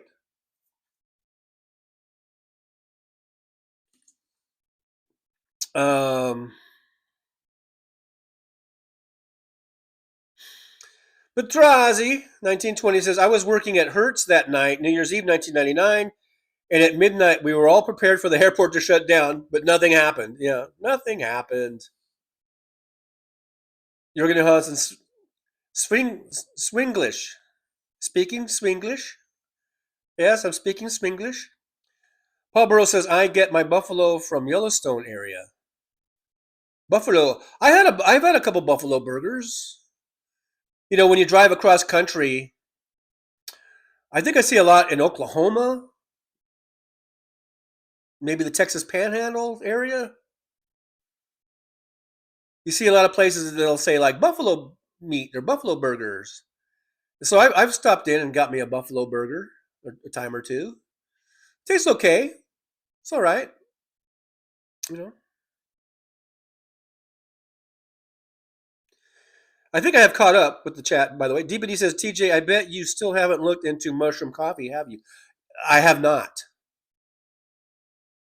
But I haven't done any shopping since then. So, but I am getting I bought one of those big giant cans of ground coffee. It's about this big, and I'm almost. And that, I guess it's been a couple months. I'm really surprised how fast I've gone through that. I'm almost to the bottom of that can already. So I will be in the market for coffee. I might check it out. I don't know. Is it good? Because sometimes people say, yeah, it's good, and then but then you try it and it's crap. It might be. I don't want to waste my money on something that turns out to be crap, and then I just throw it away. So I don't, don't steer me down the wrong path. You know. Petrozzi says I've had ostrich burgers, but not buffalo. I don't think I've had ostrich. But I remember going through, there are places that will sell this like exotic meat. And I think I've seen ostrich, you know, on the billboards or something or whatever, but I don't think I've ever tried the ostrich. Paul Burrow says, I live about 5 hours from Yellowstone Park. Woke Mike, take sliced chicken. All right, I've caught up with the chat. Hey, look at there, guys. Look at you guys. Now we are operating like good Democrats. 94 watching, 94 thumbs ups. Thank you so much. I love being at a balanced budget. I hate that deficit bullshit. So thank you so much. John from Las Vegas has entered the chat, ladies and gentlemen. Ladies and gentlemen. Ladies and gentlemen. John from Las Vegas says, when the world is falling all around you, these are some song lyrics. When the world is falling all around you, at least you want to be able to wipe your fucking ass. Oh, maybe those aren't starting to look at lyrics. That was quoting a very famous live streamer. Yeah, John. I think you should have that engraved, or make a poster of that, John. When the world is falling all around you, at least you want to be able to wipe your fucking ass.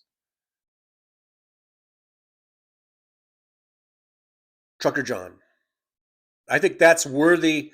That, you know what, Jolie, do you still have the coffee mug list of things that we might put on a coffee mug? That definitely should go on the coffee mug. I'm going. I hope I don't forget that. Jolie, are you still listening? Put that on our coffee mug sayings list. When the world is falling all around you, at least you want to be able to wipe your fucking ass. That's going on a coffee mug, folks. That will be available in the Truckers On merch store soon. I'm going to redesign and redo that whole thing, and that's going to go on it. Aaron's back. Jolie's here. So we are at full mod capacity. Full mod capacity. I think I'm speaking in tongues right now. That reminds me of that's what that kind of reminds me of when I go into the full mod capacity thing. It reminds me of speaking in tongues, even though you can very clearly hear what I'm saying or understand what I'm saying. At least I hope so. Love Dragon, I live 2 hours away from Yosemite. I've been to Yellowstone one time in my life, though. But how many times have you been to Yosemite? I think you lost the point there. I don't know. John from Los Angeles, that might be a T-shirt. We could put that on all kinds of stuff: posters, T-shirts, coffee mugs. All that kind of shit. Victor Harshman says Costco Kirkland Organic Ethiopia Jimma. Excellent coffee for the money. Is that mushroom coffee? Is it mushrooms coffee? Because DPD really wants me to try out the mushroom coffee. I'm willing to try it. I just don't want it to taste like shit, and then I wasted my money. Jürgen Johansson says, woke Mike, if you like chicken and something tastes chicken, why don't you eat chicken instead?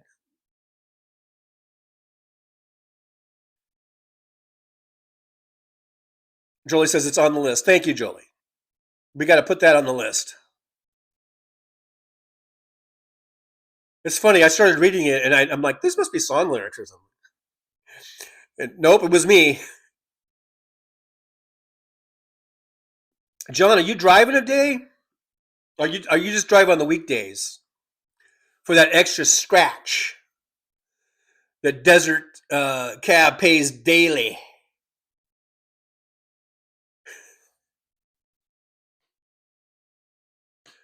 I'm going to go out right after this show. I'm going to go out and drive. Julie, also on the list. What you got more? You got more, Jolie? Jolie says, Am I being Moracle? I always want to be Moracle. I vaguely remember saying that now. I think I was trying to say I was mismatching morals and I don't know, spiritual? No, well, I don't remember now, but I vaguely remember that.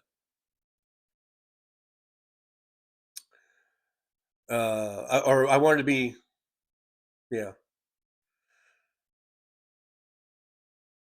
Julie says, I'll be happy as a clam in a clamshell, or however clams are happy.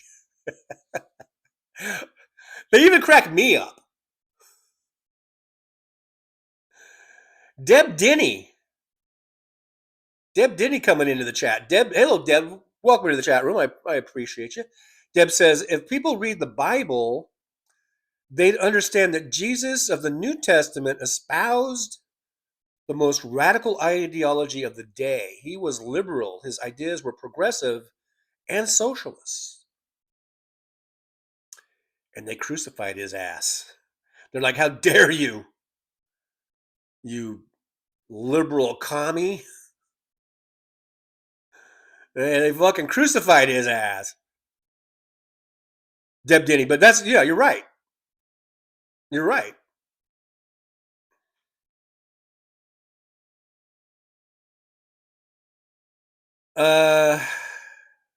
Boy, Jolie I didn't know you really do have a list. And I'm grateful for that because I forget the shit that I say. But Jolie has another one, apparently. Jolie says, I'd rather be a millionaire than a nothingaire, which is what I am right now. Boy, ain't that the truth. It's truer now more than ever about being a nothingaire. Yeah, Jolie's the real deal there. Jolie really has a list. And I'm glad for that because I don't. Here's another one. Jolie said, these are all truckerisms, I guess. Jolie says, you got to pound that shit home. TJ, referring to Democrat messaging. Yeah, exactly. I still stand by that. You got to pound that shit home, man.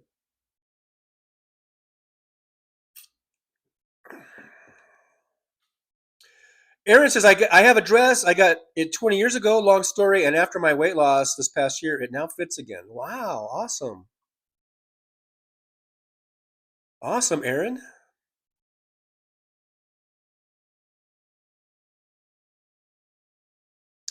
Sandy Full says, TJ, you need to get a Holy Bible and start reading it more. Your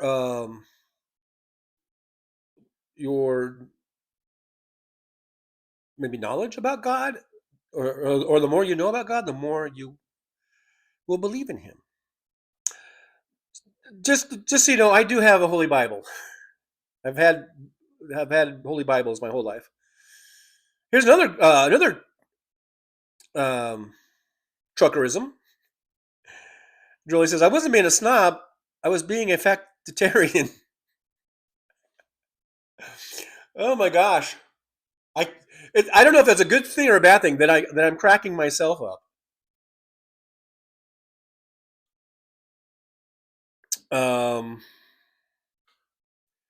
Walter McCarvich, hey Trucker John, no Tim Hortons coffee shops near you. No, they don't have them down here, but I've been to plenty of Tim Hortons. Usually when you get up, closer to the Canadian border, the I-90 corridor, you've got a lot of Tim Hortons up there. I've been there. They're good. I like Tim Horton. DPD says, if Jesus were here today, the Nazis would throw him into concentration camps and deport him to Sudan.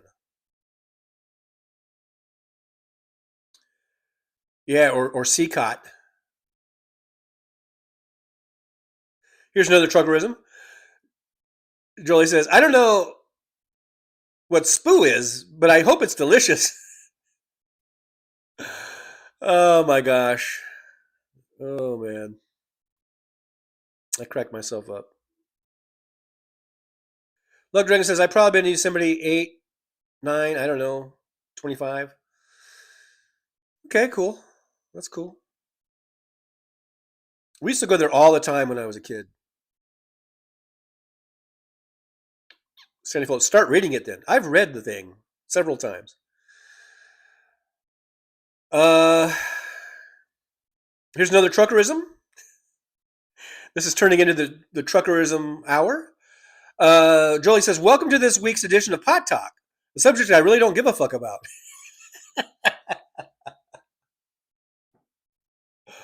Oh. Gotta love that one. Gotta love it. Welcome, Mike. I hope it's not a Trump Bible. I do not have a Trump Bible. No, I do not have that one.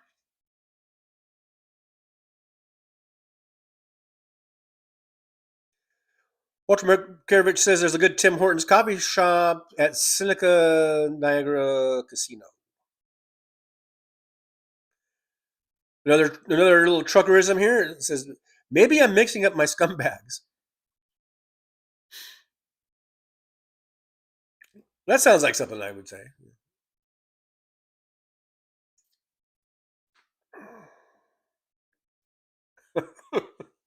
Here's another one of my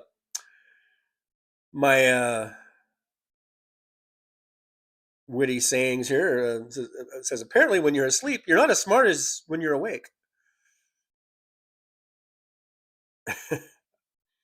Actually, I think it's just the opposite. I think you're more smart when you're asleep than when you're awake.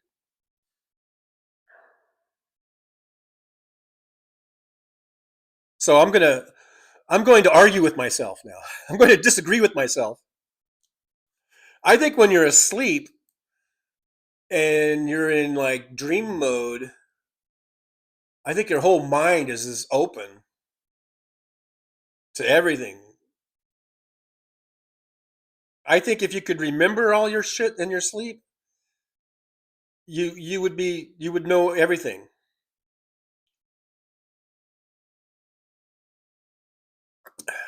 So anyhow, DPD says, "Wait a minute, Jolie. Let me get my edibles." Here's another truckerism. On Jolie's list here says, "May your egg prices be forever in your favor." Oh, that was Tough Cookie. Yeah, Tough Cookie gets in on it every now and then. Yeah.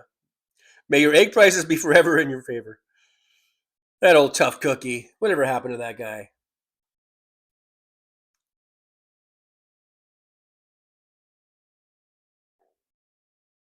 Here's one from the Paul the Purple Beard guy. It says, "We don't want kings. We don't want a fake democracy. We want to keep it real up in this bitch." Paul the Purple Beard guy. That's exactly something that Paul the Purple Beard guy would say. Petrozzi says, "Bye guys, I'm going to 21st Century Suffragists. Have a great day." Oh, are they coming on now? All right. Hey guys, I've been at this for 2 hours. We probably could do a raid over there. If you want to raid the 21st Century Suffragettes. Petrozzi, if you go over there, say hi from Trucker John to them. Joey says, "Okay, I'm done. I have like 30 more." Well, bless your heart. Bless your little heart, Jolie. I'm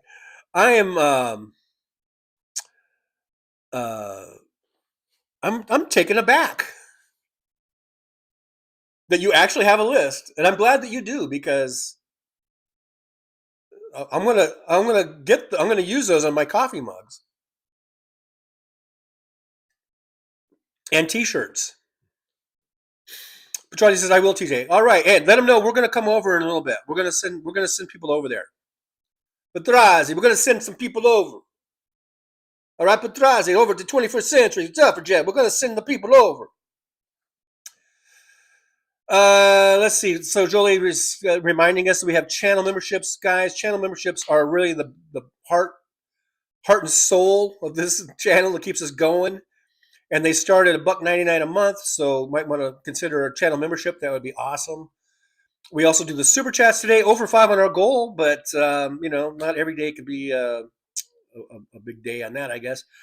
And you can also support the show by liking, subscribing, and sharing. Those things don't cost you one little penny. And you can also support the show by buying me a coffee over there at the Buy Me a Coffee link. And also further down, there's the PayPal account, which I had a weird thing happen yesterday on that. I don't know if my PayPal account got hacked. I did submit a report to the PayPal people because there was a weird thing on there. But anyhow, John from Las Vegas says, "See you guys." Okay, John, are you going to go to the 21st Century? If you do, tell them we said hi, and we will be sending some folks over there in a little bit. Deb Denny says, "Tel Rico is strongly in favor of separation of church and state." I think so. I agree, Deb Denny. I agree. I think he is very much in favor of that. I think he's one of the folks that agrees with, who was it, Madison or somebody that said, what was it? If you don't have separation of church and state, then you don't have either, or whatever it was. You know what I mean? You know what I'm trying to say.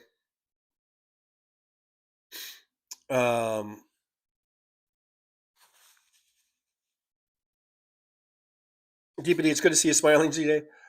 I'm smiling at my own. I'm smiling at my own shit. I feel a little embarrassed about reading the stuff that I said in and I'm laughing at it. I might be the only one laughing at it, though. I don't know.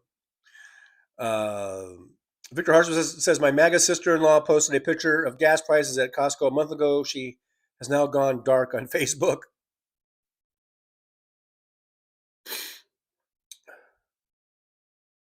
Sandy Foltz, you got it at 2:30 New York time. Now it's 4 p.m. You should do another 45 minutes. I started at 11 and it's now 1. That's 2 hours. So I don't know. I started the show at 11. That's including the intro. MJ Daniel says 21st Century Suffragettes King Crimson song. Yeah, and that was one of my favorite songs of all time. Well, it wasn't Suffragettes. It was just 21st Century. No, it's not Suffragettes. Yeah, it's 21st Century. It's not Suffragettes, though. King Crimson.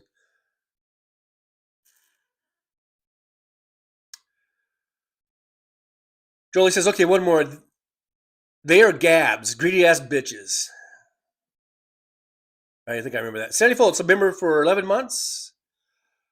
Yippee, Sandy Foltz. Thank you so much for being a member for almost a year already. I can't believe it's been a year that Sandy's been coming in here and hanging out with us. So thank you so much, Sandy. I appreciate you. And Sandy says, hi, Josh, babe, I love you. Yeah, Sandy crushing hard on Josh C's. Is Josh even here today? Not sure if I saw Josh in here, actually. That's sad. But yeah, happy Truckiversary, Sandy. Thank you so much. I appreciate you. Schizoid, that's it. Yeah, 21st Century Schizoid, man. It was on the tip of my tongue, MJ. It was on the tip of my tongue. So thanks for doing that.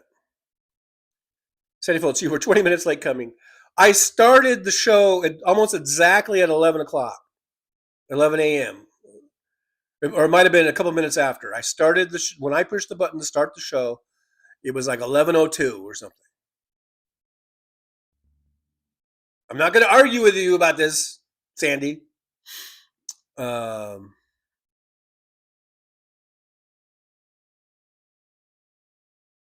Daniel, didn't April Wine do a cover of that song?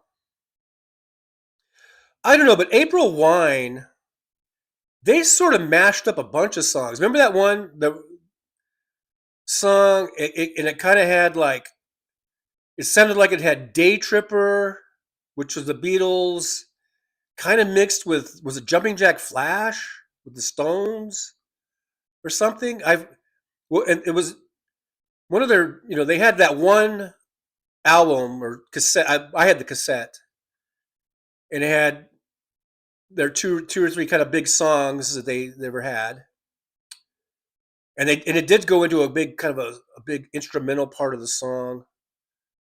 And I remember listening to it, going, "Is this some sort of mashup between?" It sounded like, I think it was Day Tripper and Jumping Jack Flash, and I don't know if 21st Century Schizoid was in there too. It was really weird, but it was cool. I liked that April Wine cassette. I wonder if I still have it in storage. Speaking of which, I got to do something with that storage before I lose my shit. Jorgen Johansson says, one time when I was in jail, Germany, and we didn't have rolling paper to our joints, so we used Bible blades. It's all good. It's all good to you. Okay. All right there, Jorgen. Thanks for that story.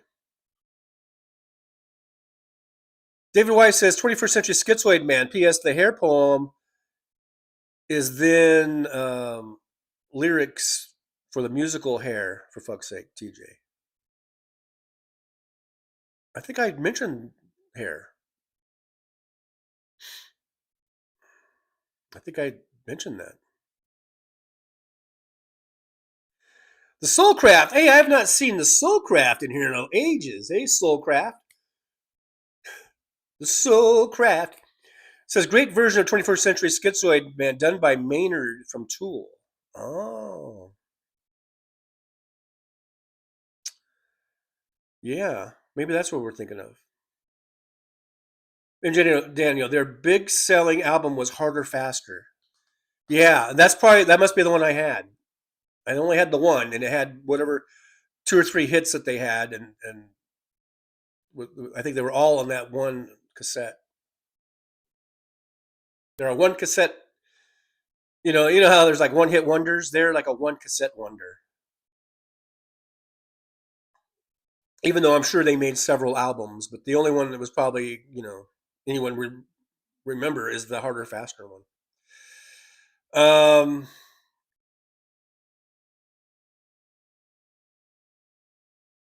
Soulcraft says our drumline did Toccata by Emerson, Lake and Palmer. It's intense.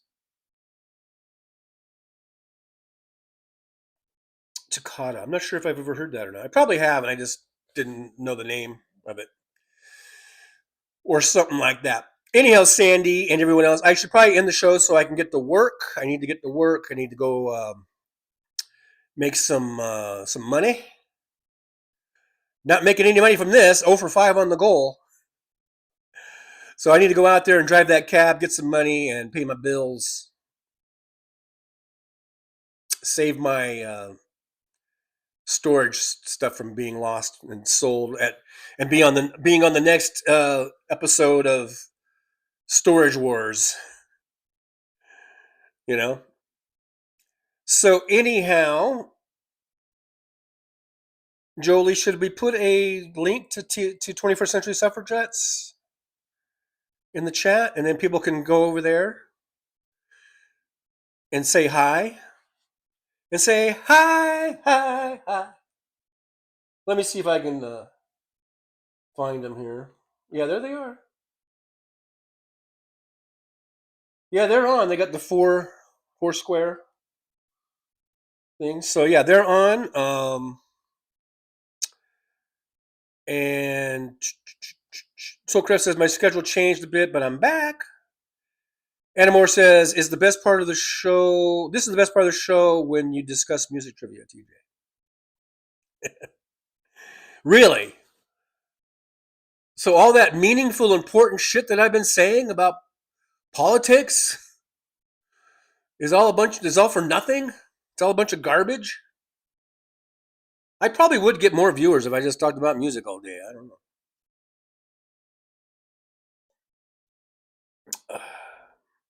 Maybe you're onto something. Maybe I need to change formats. Only thing is, I don't really know all that much about music either. So I just know about what you guys tell me. I learn from you guys.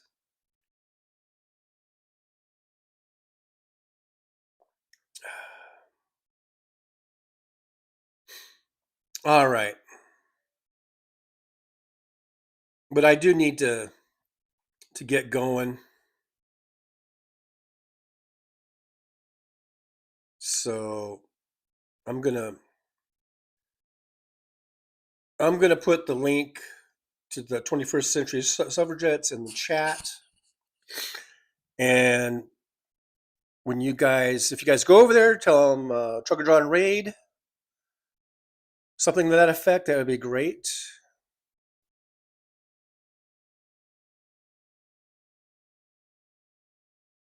Let's see. I'm typing stuff. I never even really knew I don't really understand what a suffragette is.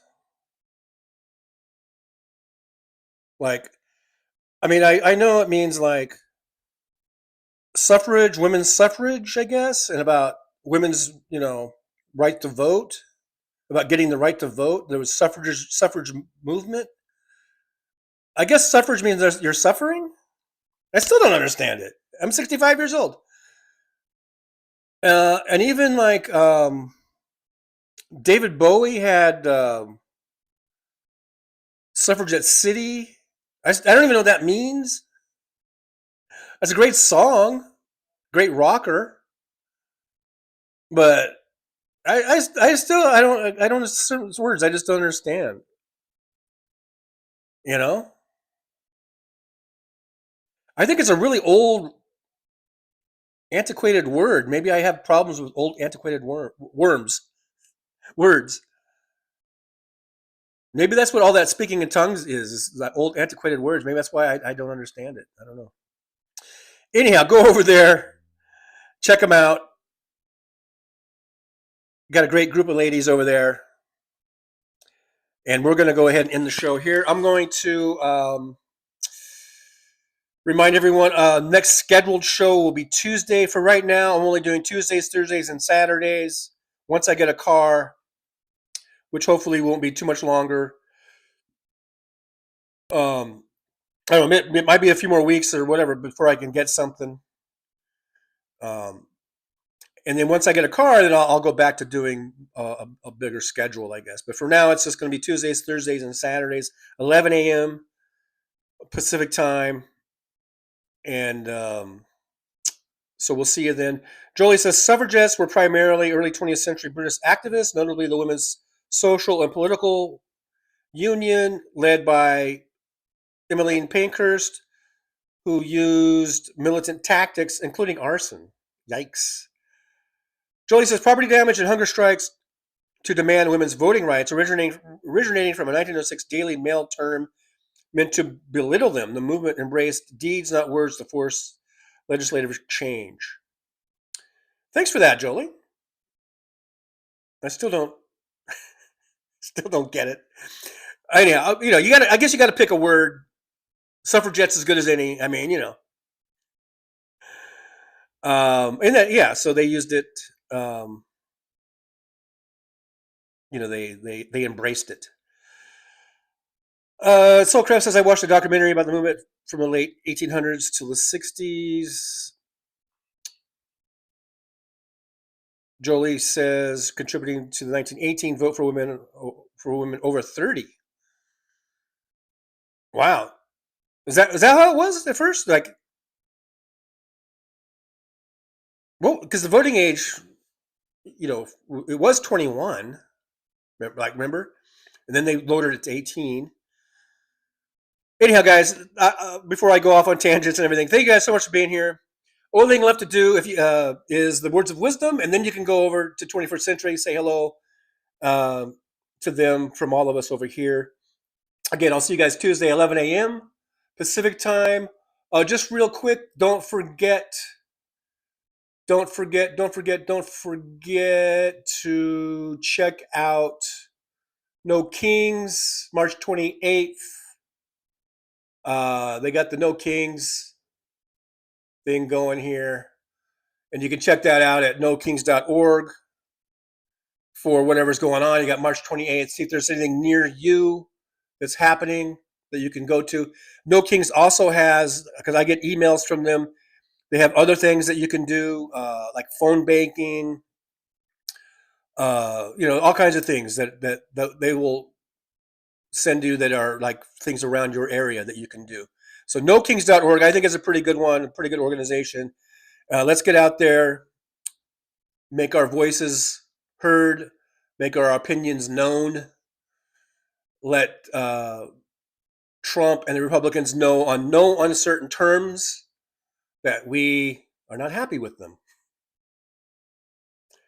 and that we will not be the subject of a king wannabe, a dictator wannabe. We will not. We will not. We will not stand for it. All right, so today's words of wisdom. You guys ready? Okay, so today, you might want to write this down, Jolie. Write this down. Today's words of wisdom.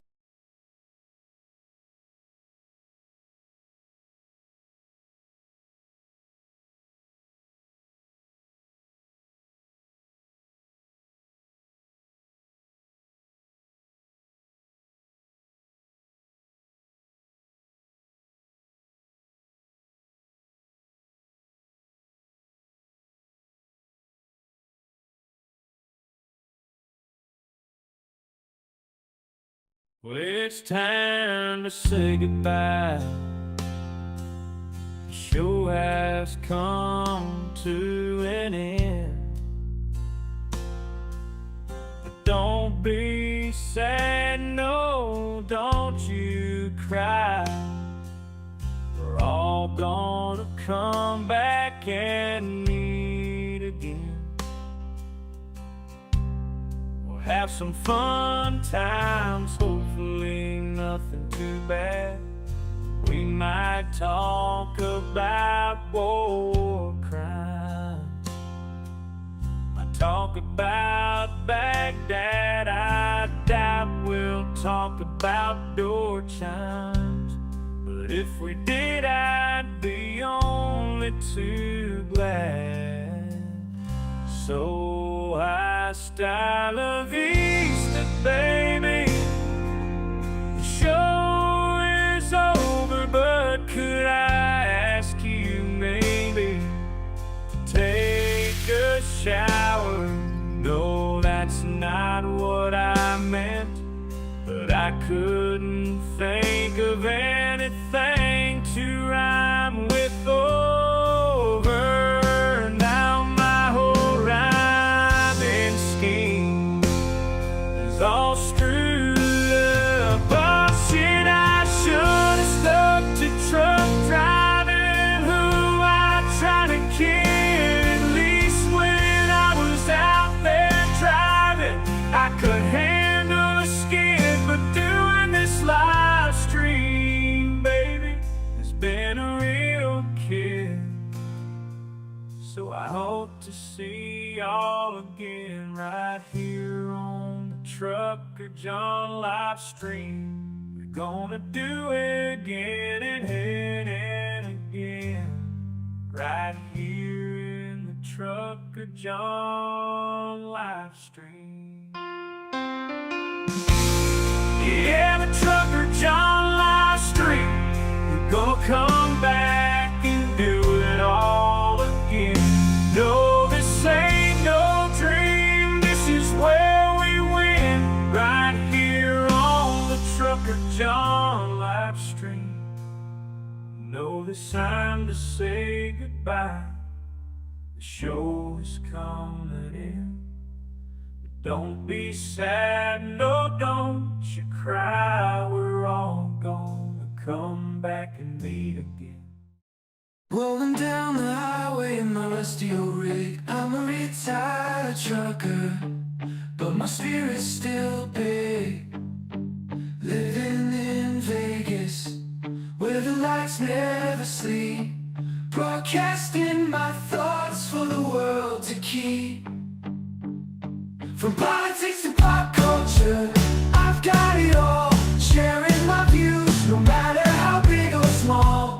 Talking about food, the movies and bugs. Shining a light on all the social issues. No shows, I've driven through the desert, seen the city so bright. But now I'm living in a different kind of fight. From my apartment in Las Vegas, I hold the key, exploring the world through my live stream for free.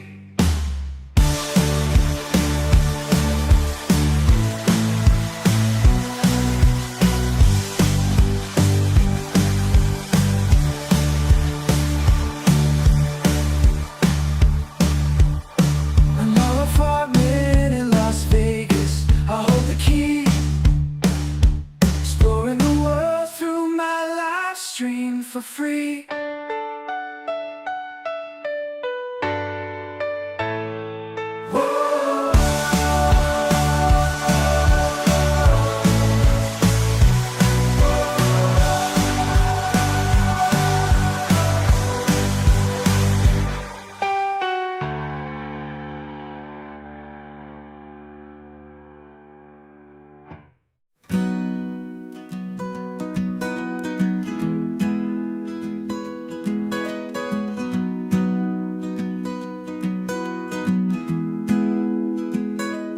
So you want to take a trip down Paradise Road, but it ain't that pretty, it ain't paved with gold. Everybody's got the dirty little secrets, everybody's got some things unknown.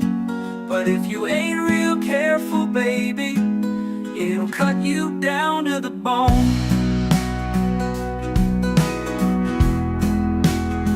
Under all those bright lights, you've gotta learn to ignore the glitter.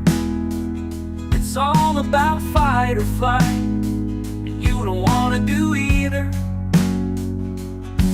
So go on down to Paradise Road, it'll make you wish that you were young. But all it'll do is make you feel old and regret trading in your love for lust. It's all just a big charade, it's all just one big game, and it ain't about love, it's all about the thrills. It's about staying in the hunt, it's about going in for the kill. So head on down to Paradise Road, that's where your friends are now. They're the people that nobody knows. So go ahead and make your big show. So live it up on Paradise Road, just don't let anyone know. It'll be your dirty little secret, it'll be your guilty little pleasure. Living a secret that the whole world sees, hiding in plain sight among the scum and the thieves. So damn hard to ever be pleased.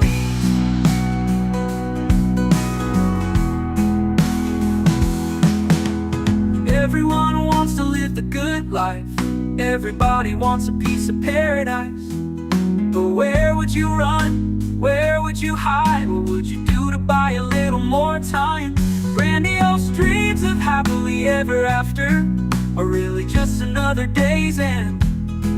And when the sun goes down, you just lay there wondering, can you really do it all again? You're praying for one last shot, you're hoping for one last big win.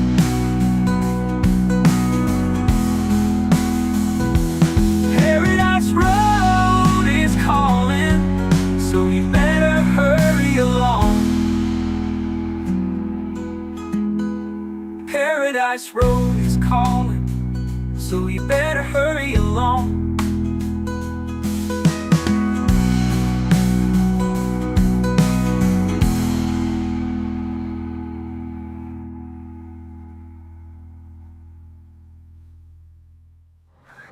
Show's over, I'm out of here, folks. Bye.